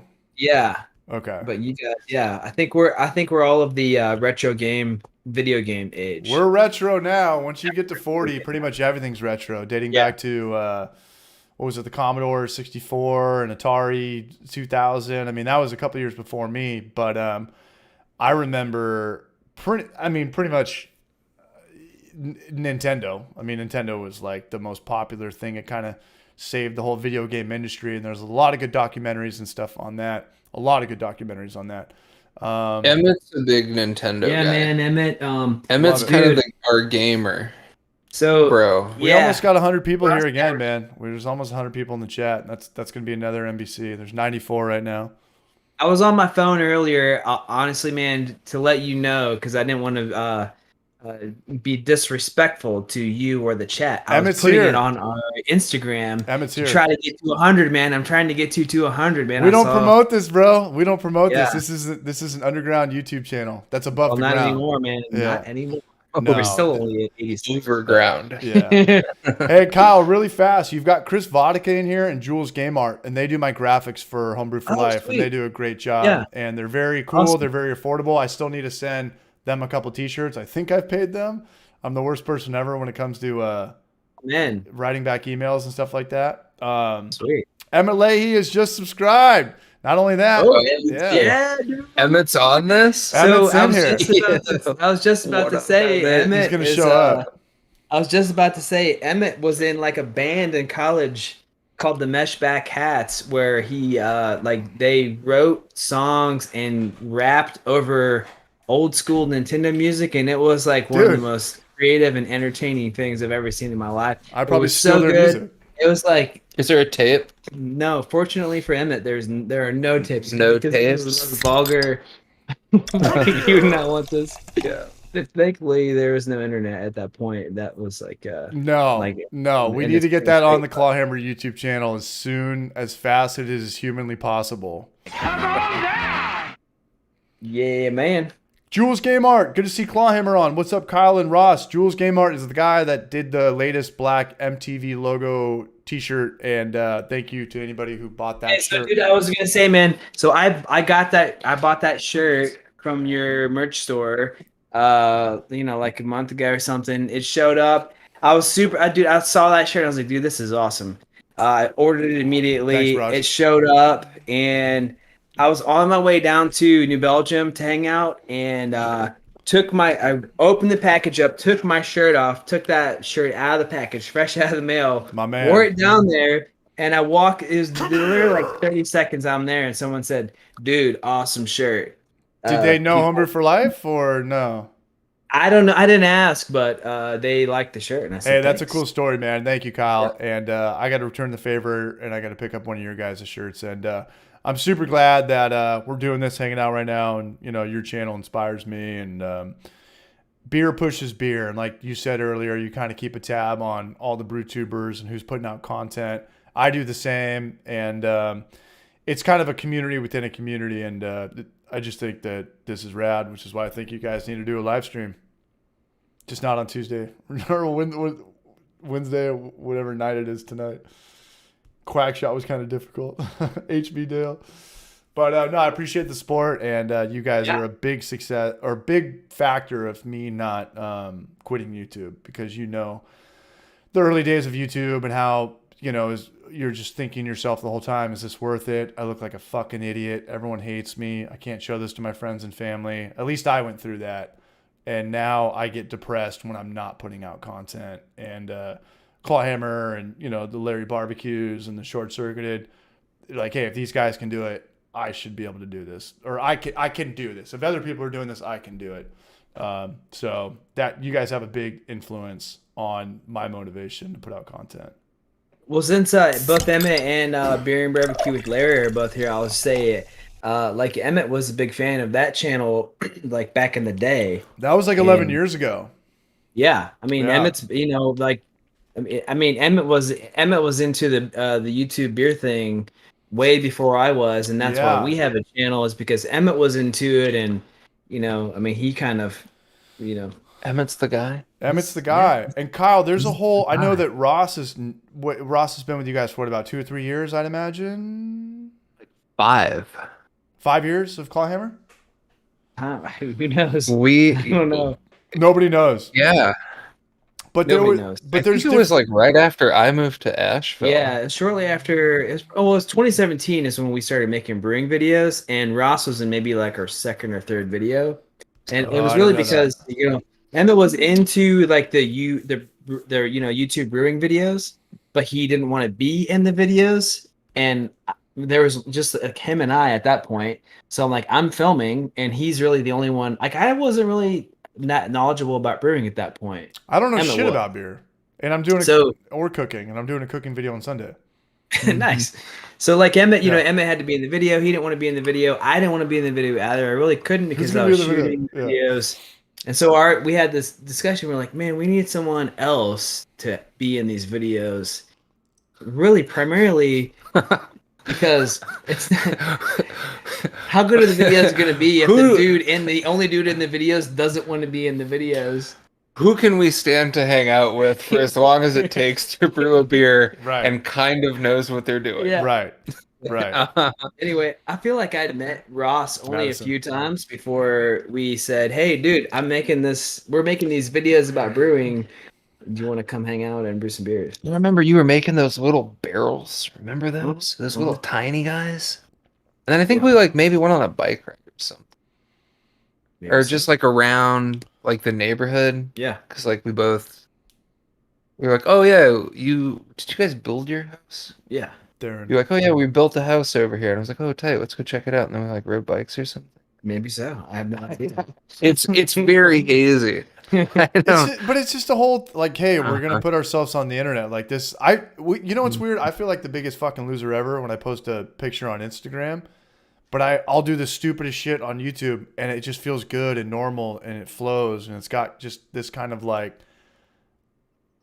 I don't know if it's cringe, but maybe to some people, but I feel just way more comfortable on YouTube. But if I post a selfie on Facebook or Instagram, for my old high school gang, I just feel so like, why did I do that? Like, I don't know. And, you know, it should be the exact opposite. It should be like, you know, all my friends post here's my lunch, here's a sunset picture, now look at how happy my family is. But putting yourself on YouTube should be like, whoa, this is like stand-up comedy. Like, whoa. It's the exact opposite for me. I don't know. Do you guys post selfies, or are you guys more comfortable on a certain platform from one to the other, or? Well, I mean, I think Ross probably has like an interesting experience. Felt emo, might delete later. Because Ross just shows up and we brew the beer and we hang out, we have a good time, and then I just send Ross the video link. Sends me a link, and I'm like, whoa, it looks like that. Yeah. But you feed off the Ross. Like, you feel like Ross, okay, he's good on camera. He's like, Ross is on camera like there's not a camera, and that's what you want. You want to feel like there's no camera. Yeah, so the reason we asked Ross to be in the videos is because we were like, all right, we need someone who likes beer and who knows about beer, which Ross obviously works in New Belgium, drinks a lot of beer, and who's just like cool and funny. And honestly, man, we were having trouble just like thinking about what to say, and Ross is just like stream of consciousness. I'm blushing. I feel like Ross rips everything first take. Cool dude. We're like, we just need a cool dude to hang out with, and Ross was literally the first and only name to come to mind. And fortunately, he said yes, and here we are. Is that accurate? Does Ross hit everything first take? Can he nail it, or does he have to fumble his words around and kind of recruit? No, there's none of that.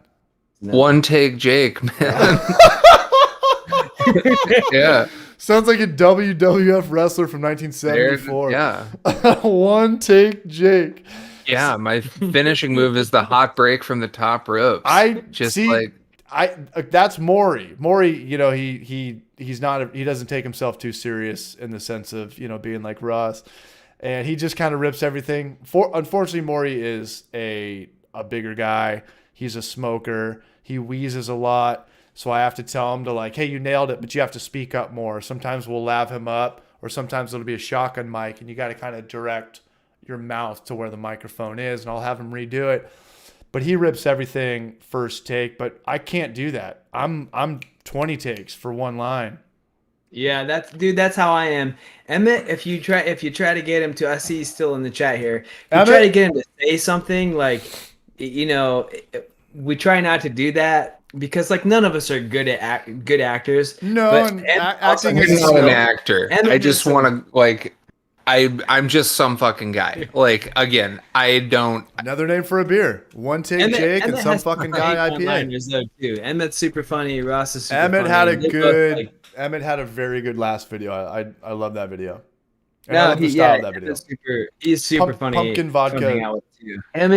Emmett's on the thing right now? I think he's right here. He says, I'm the worst. Emmett quit smoking. Ross went to Juilliard. And you should just tell your bro that if Emmett can quit smoking, your bro can quit smoking. Yeah. You know, like, I don't tell people how to live their lives. No, and Maury's kind of an old river dog. He's kind of set in stone. I love him. He's one of my good friends. He's not trying to. Yeah. Some people like want to eat whatever they want, drink whatever they want, smoke whatever they want, and they want to die when they're 60. And some people don't want to do that and live till they're 90. And he's got his life and I've got mine. I recently quit smoking cigarettes. I'm about 44 days sober from cigarettes. So I could be that guy that's like, hey man, like you got to stop, you got to stop, you got to stop. But you're like bringing them as part of the franchise. You're like, you're doing it. You drink too. I don't want to hear that shit. And I don't know. There's a famous quote I live by from Frank Zappa. He says, the most important thing in your life is to not interfere with anybody else's. And I don't go on Instagram and tell people to give blood or go vote or do this or go to church, like, or stop smoking or don't go vegan or do go vegan. Like I'm just not that person. Fair. I think every cigarette smoker has that kind of love and hate relationship with cigarettes, and he's obviously got the. When you mentioned that detail about your friend, it sounded like maybe he was like trying to do that. So I don't know. That was just. I've talked to him a lot, and smoking cigarettes sucks because I was clearly a guilty cigarette smoker. I never thought it was cool. I never thought it was. I knew it was bad. You just got to kind of wait till you're sick, and everybody gets sick once a year. And when you're really sick for 3 days, you haven't smoked a cigarette. Just when you come back, try not to do it. And all you have to kind of do, from my experience, don't drink for like a week, because as soon as you drink or do a ton of crystal meth, no, I'm kidding. But as soon as you drink, it's on. Like it's just going to come back. And then once you buy a pack, it's on. You only wanted one cigarette. They sold you 20. That green or red pack or yellow pack is going to be staring at you in the morning. You smoke another one, it's on. You are the product. Like it's on. It worked. Dude, you should write a book or do a series of motivational lectures. Yeah, don't do anything. I don't smoke and I want to quit smoking. Like, this is amazing. Where's Evan right now? Lockdown was a good time to quit. Evan, how did you quit smoking cigarettes? Hell yeah. Rubio, that's how I quit after I got a cold. In defense, in all my bullshitness, I do a little bit of this now. I do like the Grizzly or the pouches or whatever, but it's not like a cigarette. I used to smoke a pack a day, and it was just like so automatic. It's harder to quit smoking. Dip, I think, is the most addictive thing on the planet. Dip? Cocaine, it goes dip, and then I imagine heroin, cocaine, then cigarettes. I've never done heroin, knock on wood. Hope I never do heroin, but I just... You do dip? Oh, yeah. Do you guys... You're from Ohio. I'm from Ohio. That's like your...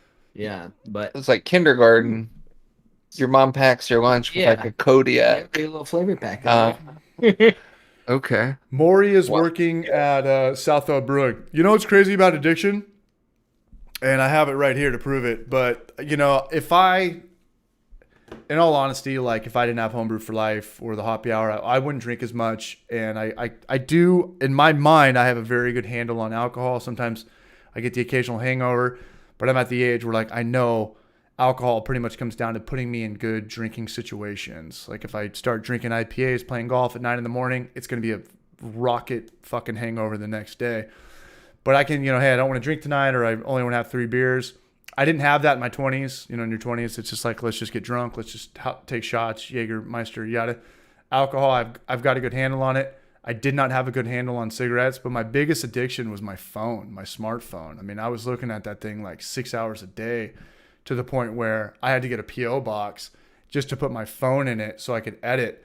And I went back to flip phone. I've got this track phone, $20, $15 a month or whatever. And my work ethic is way better. I feel better. I wake up in the mornings better. I go to bed better. I'm not Googling all this dumb shit every time Game of Thrones comes on. How old was this guy? What year did this movie come out? But I was like powerless under my smartphone, like 100%, like Social Dilemma, Black Mirror. Every time I took a shit, I pretty much like lost feeling in my legs and have to like, my legs would fall asleep every time. And I was brutal. Like, listen, have you noticed that graffiti in restrooms is no longer like a thing? Like because everybody's on their phone taking a dump. There is no like you used to just like sit there and be entertained by all the amazing graffiti. There's no bring it back, dude. Let's bring it back. Kyle, that's a great stand-up bit. That's a great stand-up. Back in the day, like you'd go, like I live in San Diego, and we went to college in Sonoma, so we'd have to drive the 5. Ross might know the Grapevine, the 101, the 5, driving up there, and there's like nothing going on except Starbucks and McDonald's and drive-through restaurants, and you have to use the restroom, and you go in there, and it's always outside. They give you a key, and you go around, and you look at the toilet, and it's like Jose 760, and you're just like, what the fuck, man? Like you're paying tribute to your gang member that died. Be like, this guy, he was the hardest gang member ever, man. I gotta just like let it know on a toilet here off in Lompoc. And you don't see that as much anymore, man. Little stickers, little scratchies, that S thing that everybody drew. Stussy? Like Black Sabbath, but like Sabbath is like spelled downward and black is a cross on the A, like an upside down cross. Here I said all broken-hearted. Tried to shit, but only farted. Yeah. You have to be Gilroy on some was here. serious drugs to graffiti a toilet on the central grapevine. Oh, of like Cali, on man. the porcelain? on on the the- actual porcelain, like the thing that people On the put their doo-doo butts. part? Yeah, on the doo-doo part. You have to be Oh, on yeah. a pound of what was the blue stuff from Breaking Bad? You have to be on that shit, the blue crystal heroin, to think like this is what I'm doing today. This is what I'm doing today. We're gonna go carve my homie's initials and his area code into a toilet bowl lid at fucking Shell gas station off Tehachapi and Fresno State Boulevard. That's what we're doing today. That's exactly what's going on today. Yeah. Yeast of the Beast is back. Hey, we still got 85 people in here. I think this is the most we've held in here. And, you know, guys, we've done an hour 45. Usually we do about an hour and a half. Actually, usually we do, I always say an hour and a half. Usually it's about 2 hours. Are you guys cool? Do you guys want to keep hanging out? Is this chill? What do you think, man? I mean, One take, Jake. Put one more of these beers. Yeah. One. Yeah. Split one Ross more of has these got- beers. Okay. Tell me. Ross has got to be at work at what? CH You gonna need carve to be homebrew at- for life. Ross has to be at work at New Belgium at 6. I actually have I have about 2 meetings a year, and I have one of them tomorrow. So. And squirrely. Yeah, Brian's Yeah, we got a squirrely. big Imperial filter run. My dad's in the chat. Big PH is in here. Paul Hardy. Uh-oh. We're all gonna get grounded. Oh, Papa!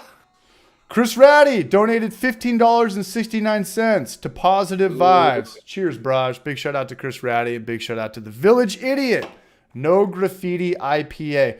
You know what? I appreciate graffiti when it's sanctioned, I guess. But Nah, dude. not on a toilet seat. No legal walls.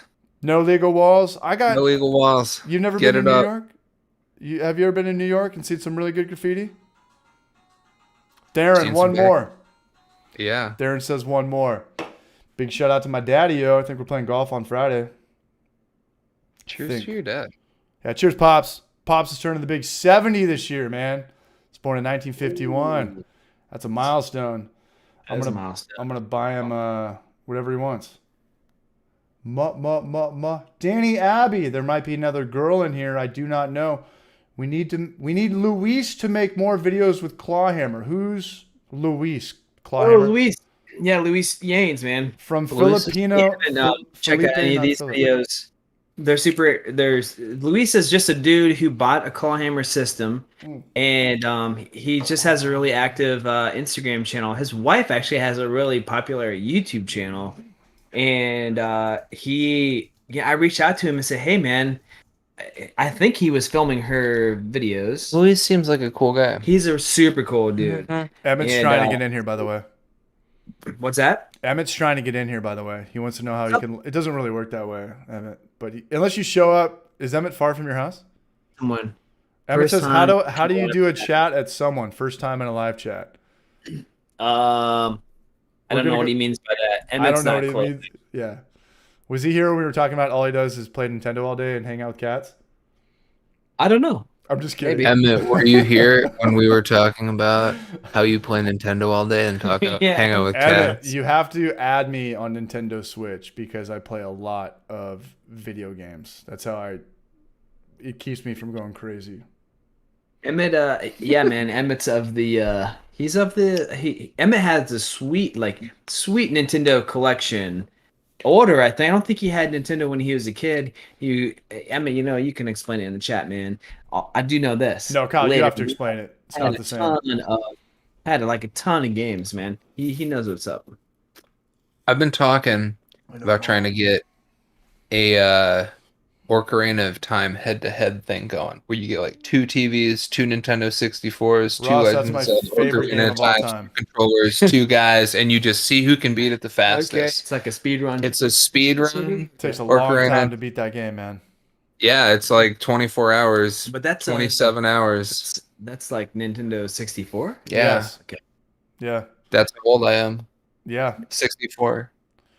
That came out when I was in 7th grade, and when that game came out, you did not need friends or family. All you needed was that game, and it was the original EverQuest. It was the original, like, it just consumed you. Like, it literally, like, it was kind of a late title for N64. N64 was bombing because it had to compete with PlayStation. PlayStation 1 came out, and that game came out, and I didn't care if there was a girl, the hottest girl in school, wanted to go on a date or something. Like, I have to figure out how to get Epona the horse, or like how to, beat the water castle crystal, or get the hook shot. It was out of control, man. It was out of control. And I haven't. Who remembers what? Who's got it? Did you guys play Breath of the Wind? Because I'm gonna get that next. Breath of the Wild, or No, man, that's like after. The last off. video game system that I owned was Nintendo 64. And Besides who Sega. knows where it is now, man. Actually, you know what? Ross? I guess to be fair, I have the Sega, but that in the chronology of video juegos, Of the what you Sega bought. came before the 64. Yeah. Well, here's what we got to do. We got to do a drunken Mario Kart sesh, and we could do it. And I can set it up. We could do that, and we'll do preferably Mario 64. Sweet, yeah. And there's a game we play. It's either called Mario Kart or Drunken Mario Kart. But we can get a few guys in here, and the name of the game, you have a 12-ounce beer. It's got to be a canned beer. Can of beer, and you have to drink one of those, and you have to drink the beer and finish the race in first place. You have to finish the beer. So what do we got? Yeah. Do we have Mario Kart? Tell me, you got to finish the beer. You got to play the game. You got to finish at any point, Ross. At any point, so you either you play with one hand. Like, some guys crack the beer and chug it straight out of the gate, just shotgun a beer and then play. But if you finish in first place and your beer's not done, you're disqualified. So however your strategy is of drinking that 12-ounce beer before you come into first place is up to you. Yeah, I think the shotgun start is the move, right? If you can shotgun, because you want to do 7 games. You're like, damn, this is my 4th shotgun. Like, fuck. It's when you want to be drinking hams, PBR, man. yeah. Olympia. Yeah, exactly. Yeah. Hey, can you guys hold it down? I gotta hit the head one more time. I'll be right back, and we'll do a last draw. All right, chat. Ask him questions. The goods. Show them the goods, dude. Check this out. I thought you were talking about bringing it into the game bathroom. I ever played, man. Is that Sunset Riders? Dude, this is the last Super Nintendo game I ever played. I think you Donkey Kong Country 2. Donkey Kong Country 2. I played Diddy's Kong's Quest. I beat that game probably once a week, bro. With the girl Dixie with her hair. Yeah, that's it, man. That's a great game. This is I thought I had my original NES system here, but no, this is mine. Kyle, you got to play that game. We also got a big super chat from TKPK Brewz, man. Much love, man. Thank you for that $30 super chat. In there? Cheers, Braj. Big shout out to TKPK. All right, I'll be right back. Thank you, Braj. We got some Kirby 3. We got some Final Fight. Yo. We got some Super Mario Kart. Oh, dude, the OG Mario Kart before 64. Look at that. And Street Fighter 2. Oh, hello, old friend. That's pretty cool. Straight up. Head to head. Could you do 4-player on Mario Kart, Super Mario Kart? Like, if you had the rig to do 2 extra controllers with the Super Nintendo? I feel like, wasn't there like a rig where you could put 4 controllers in the Super Nintendo? I don't remember. Maybe I'm misremembering, but I feel like it was a deal. Diddy Kong 2 is the shit, by the way. Yeah, it had 4 on the Natch. Yeah. But I think there was like a fucking hack. Cool Borders 3. Everyone's name dropping video games. Kyle, you got to play Diddy Kong's Quest or Donkey Kong Country 2. That if you look at the games of Donkey Kong Country, like on any Reddit website, Kyle can bench press me. 100%. What's going on with Emmett? Who would win in a fight, Emmett, Kyle, or Ross? Dude, we just hug it out, man. We're not fighters. Hand-to-hand combat. Dude, hug-to-hug combat. I got my money on Kyle. He looks like he does he's got a pull-up bar in his bedroom. He's got a pull-up bar in the living room. He's got a pull bar in every room. Daniel Defender Durfer. So many gaming consoles came out when I was on active duty arming. Missed out, but just used emulators. Daniel, big shout out to you, man. Thank you for your service, man. Much appreciated. Rachel would win unanimously every time. Yeah. Brandon McMillan says. Rachel, no one fuck with Rachel. I think Brandon's on to something. Yeah, Emmett, we got to get you on, man. I'd love to have you on. Big cheers to Emmett. He's the I'm not gonna say the other half of Clawhammer, but he's definitely he's the whole half. He's the whole half, dude. He's the 60% that works every time. Dude, if you've ever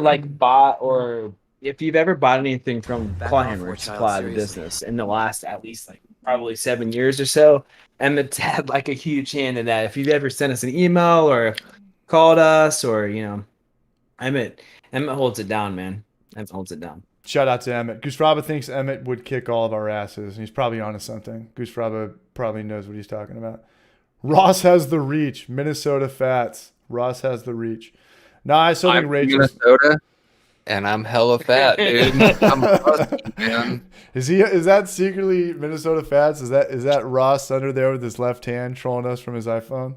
It's Jackie Gleason. I've got no pool game. I've got no video game. I got no pool game. So Adam Fish says Emmett has always answered my emails. He is awesome. Daniel Diefenderfer, apologies on your last name. Are you the Brosh from Germany?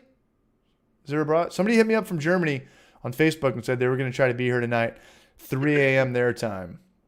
That's rad. That's a commitment just to hear. Just a couple dudes kind of talk and shoot the shit, man. But I think that's awesome. We need a happy hour discount code for Clawhammer. Kurt Pick. Twin Monkeys Homebrewing. Village Idiot Brewing. Emmett is the shit. You and I need one of those discount codes. That would be tight. Quackshot for 20% off Clawhammer's newest t-shirt. Not from Germany, but of that descent. Or decent. Are decent and descent the same spelled word? Code word for NBC. Well, we're killing it, dudes. It's been 2 hours, and we've still got almost 80 people in the chat. And Ross, I didn't know. Did you kind of expect it was going to be like this, or not at all? Not at all. I came in with no expectations. Tabula rasa. Yeah. Yeah. Well, you sent me a link, and Kyle sent me a link, and I didn't follow either of them or look at anything. You went on a bike ride? I went on a bike ride. Yeah. And I didn't wear any sunblock Played because it's Quackshot. fall, but I definitely got some sun. And just to be fair, I'd had several beers prior to this. This afternoon. I did a big bike ride and I drank a beer at the top of the hill, and then I drank a beer at the bottom of the hill. And I had dinner with my sweetie pie and had a beer and just kept drinking beer. And Dude, you work at a brewery. I do. I'm gonna be there shortly. Tomorrow in the AM. Do you guys get people that ask you to do podcasts and stuff, and you do them, and then they send them to you a month later, and you're like, dude, there was 4 people that watched this. I don't know if I can really give you too much of my time anymore. Has that ever happened to you guys? Everyone's got a podcast. No, I don't know. Yeah, maybe. No, I would say no. No. So, No? did you ever watch home movies on Adult Swim back in the day, the Brendan Small thing, where it was kind of bad animation, but it was H. John Benjamin and Brendan Small, and they were kids making home movies? H. John Benjamin has my favorite quote of all time, but I have not watched what you're talking about. But I know he's a writer for Archer. This is kind of pre-Archer. There's this one episode of Home Movies. It's these kids trying to make these movies, and they have a camcorder, and then they have tapes of the movies. And Jason, H. John Benjamin's character is Home what are movies. these? And Brendan's these are the movies. This is what we've been making. And he's wait, what? We've been recording these? What are? No. And so when I do stuff, it's kind of that. Even with the Clawhammer videos, Kyle will send me a link, the high pressure lager link today. You showed me that, and I was I don't remember doing that. I guess I was there. Emmett says it's the best show ever. Yeah. So I want to. What's for Emmett? Emmett was the one who introduced home movies to me. He discovered that like this was when we were in college. This is like in 2000. I don't know, 2000. Yeah. 2003. Whatever. A while ago. Anyway, Yeah. What's the quote, man? What's the quote, CH? If you do nothing long enough, something is bound to happen. Living proof. Yeah, right there. Show about nothing. I'm not even kidding. Google it right now. That used to be my my Instagram link or Twitter link. If you do nothing for long enough, something is bound to happen. H. John Benjamin. And I love that. It's like if you just sooner or later you got to manage your life to figure something out. That's every human existence. We're all the managers of our own life, and sooner or later something has to happen. You need to check out home movies, man. The Jason's character is the best. Yeah. The way he would say it, he's like, what? Yeah. I'm going to put it in the chat right now. Wait, if you do nothing, those are the movies? Like, it's like that. We're recording this? Yeah. That's it's like, it. You know, like you guys have 100,000 subscribers. I'm super jealous of that, and I think it's very inspiring. I want that for Homebrew for Life. I'll probably get there, but it's not going to be for a few years. And it's just like that. Like if you do nothing long enough, something is bound to happen. We have a fucking YouTube channel with 100,000 subscribers. I just something like that. You want a karate tournament. If you do nothing long enough, something like. You need to record it though. Brainy quote H. John Benjamin. I'm going to put this in the chat. I just love that. It's like sooner or later you have to do something with your life. Get a job. Marry the love of your life. Climb a mountain. Climb Mount Whitney. I love laying on the couch and doing nothing, but you can't just do that every day. Or you can, you know. If you do nothing long enough, something is bound to happen. Start a brewery. I got a question for you guys. We'll do one or two more questions. So when Kyle came on last time, I asked him, does he ever want to open up a brewery? And that was a hard no for Kyle. Ross, what's your take on opening up your own brewery one day? I want to start a bike co-op. No brewery. Not a brewery. Yeah. I want to make like a bicycle nonprofit in Asheville, but that's not a brewery. Yeah. Pass on the brewery. No, never going to open up a brewery. I never say never, but it's not a goal. Okay. Yeah. And Kyle, what was your reason? Just because of COVID or the deals with employees or alcohol or the state permits? I mean, what was the hard no reasoning? I'm anti-COVID. I'm pro deals with employees. I'm pro alcohol, anti laws. But all of that mixed together is anti-brewery. Right. Sounds like we need to go to Mexico if we want to do this. It seems like a lot of work to me, man. San Guatanejo. We're going to San Guatanejo. This is the thing. Working at a brewery, like the fun part is making the beer. Right. And if you open your own brewery, you just get further and further away from the actual making of the beer because you're accountable to your business and you're accountable to your employees. And so you just put this distance between you, the guy that started the brewery, and then the actual part where you make the beer at the brewery. And I don't know. So yeah, no, short answer. It just takes it away, you know, and like the way I kind of got Maury involved was that he's brewing on a 10-barrel system every day. When he showed up to my house 3 or 4 years ago, he was like, whoa, like 5-gallon batches. Like, this is super cool. Like I forgot how fun homebrewing was and how much, you know, cause obviously he was addicted to homebrewing before he got a job as a commercial brewer. And then as soon as you get a job, you're never going to do that as a hobby ever again. And then, unless like someone else is doing it, you can just kind of show up and drink beers. And, you know, we bring the cameras out. It's kind of a different vibe. And he sees himself on the internet from time to time. And it's cool as long as we're getting good feedback. But yeah, when you turn your hobby into a job, it's tough. They call that a jobby? A jobby. I like that. Did you just come up with that on the fly? I guess, man. Jobby. Yeah. Jobby. Yeah, it just becomes, you know, when you're homebrewing, it's pure. You don't have to deal with people. There's no returns. There's not fucking Yelp. There's not a 1-star Yelp where people are saying that your bathrooms are dirty, so now they're going to try to deny you income. You know, like you don't get that with home brewing. When you open up a business, we got that before. We got a bad Yelp before. Oh yeah. You've got a bad Yelp because people dissed like a brewery that I worked at's bathroom toilet paper, and they tried to. Every time you Yelp something, you're ultimately denying a family from income, and this family has kids and dogs and bills and stuff like that. And take that. What's up? Take that, Yelp. I mean, I think that's valid criticism, like for sure. But yeah, if there's anybody on Yelp here, I hate Yelpers. All of my heart. All of my heart. Yelp Elite. I have friends who do Yelp Elite. I'll slap their phones out of their hands. Dude, I'm about to leave a Yelp review for this happy hour. You're doing the Lord's work. Yeah. First name basis, 1 star.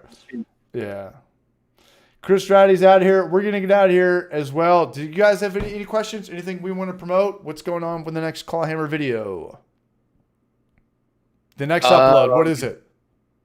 Ride your bike. Here we Bicycle. Ride your bike, bicycle. Stay in school. Brew your own beer. Don't do drugs. No, that's the next beer. video. Beer's drugs. Kinda. That's the next video. Brew your own bike. Ride your own what? Brew your own bike, ride your own beer. That makes sense, right? Yeah. Drink beer, ride bikes, go fuck yourselves. That's another t-shirt. One Take Jake. You guys heard it here from One Take Jake. There it is. Local bar made a t-shirt out of bad Yelp reviews. I love that, Jonathan Elliott. Local bar made a t-shirt out of bad Yelp reviews. They flipped the script. I love that. Emmett Leahy, new video dropped today. Pressure Lager. Yeah, you guys had a lot of. I'll watch that right now. It's holding it down. He's the guy. He's the guy. Adult in the room. Theron's got he's got the crank. Can you guys see the wrench next to his username? I got to give it to Emmett so he can like put the crank means like people can post links and pictures and stuff like that in here because you have to not do that because people would just spam their own shit and self promote. But I got to give it to Emmett so he could anything we're talking about he could send a link and people could actually pull it up and see it. Do we have a crank? Are we crank worthy? You have to comment right now. I'll give it to Emmett right now. Where's Crank 2 high voltage? We'll give it to Emmett. Back, baby. Here, I'll just put the He never left. Brewdog channel. No more Brewdog channel. Let's go to Clawhammer Splat. Oh. Kyle, where was Brewdog again? What city? I think they're originally like a Scotland company, but they have a brewery in Columbus, Ohio. Got it. Pressure Lager. Watch this right now. Sharing it. Yeah, no. There I'm going to share it. Can I share it? Theron, I'll Sharon. do it. Did you give us something? Eric Lane. Okay, here's Clawhammer. Hello. Let me go to remove, report, add moderator. Okay, Clawhammer is in, but I'm going to beat you to the punch, and I just put the link in there. That's the newest video, Pressure Fermentation from Clawhammer. Kyle can put it in there as well. He's a moderator now. Check it out. Theron did it as well. Theron's also the right hand. He's got it going on. Takes a village. It's only 7:30 my time, man. Like I can keep going as long as Kyle's no. That means it's early morning tomorrow. Yeah, I feel for Ross right now. I don't have to be anywhere until about 8:30. I'm up at 5. 8, but well, I appreciate this from both of you guys, man. I really do.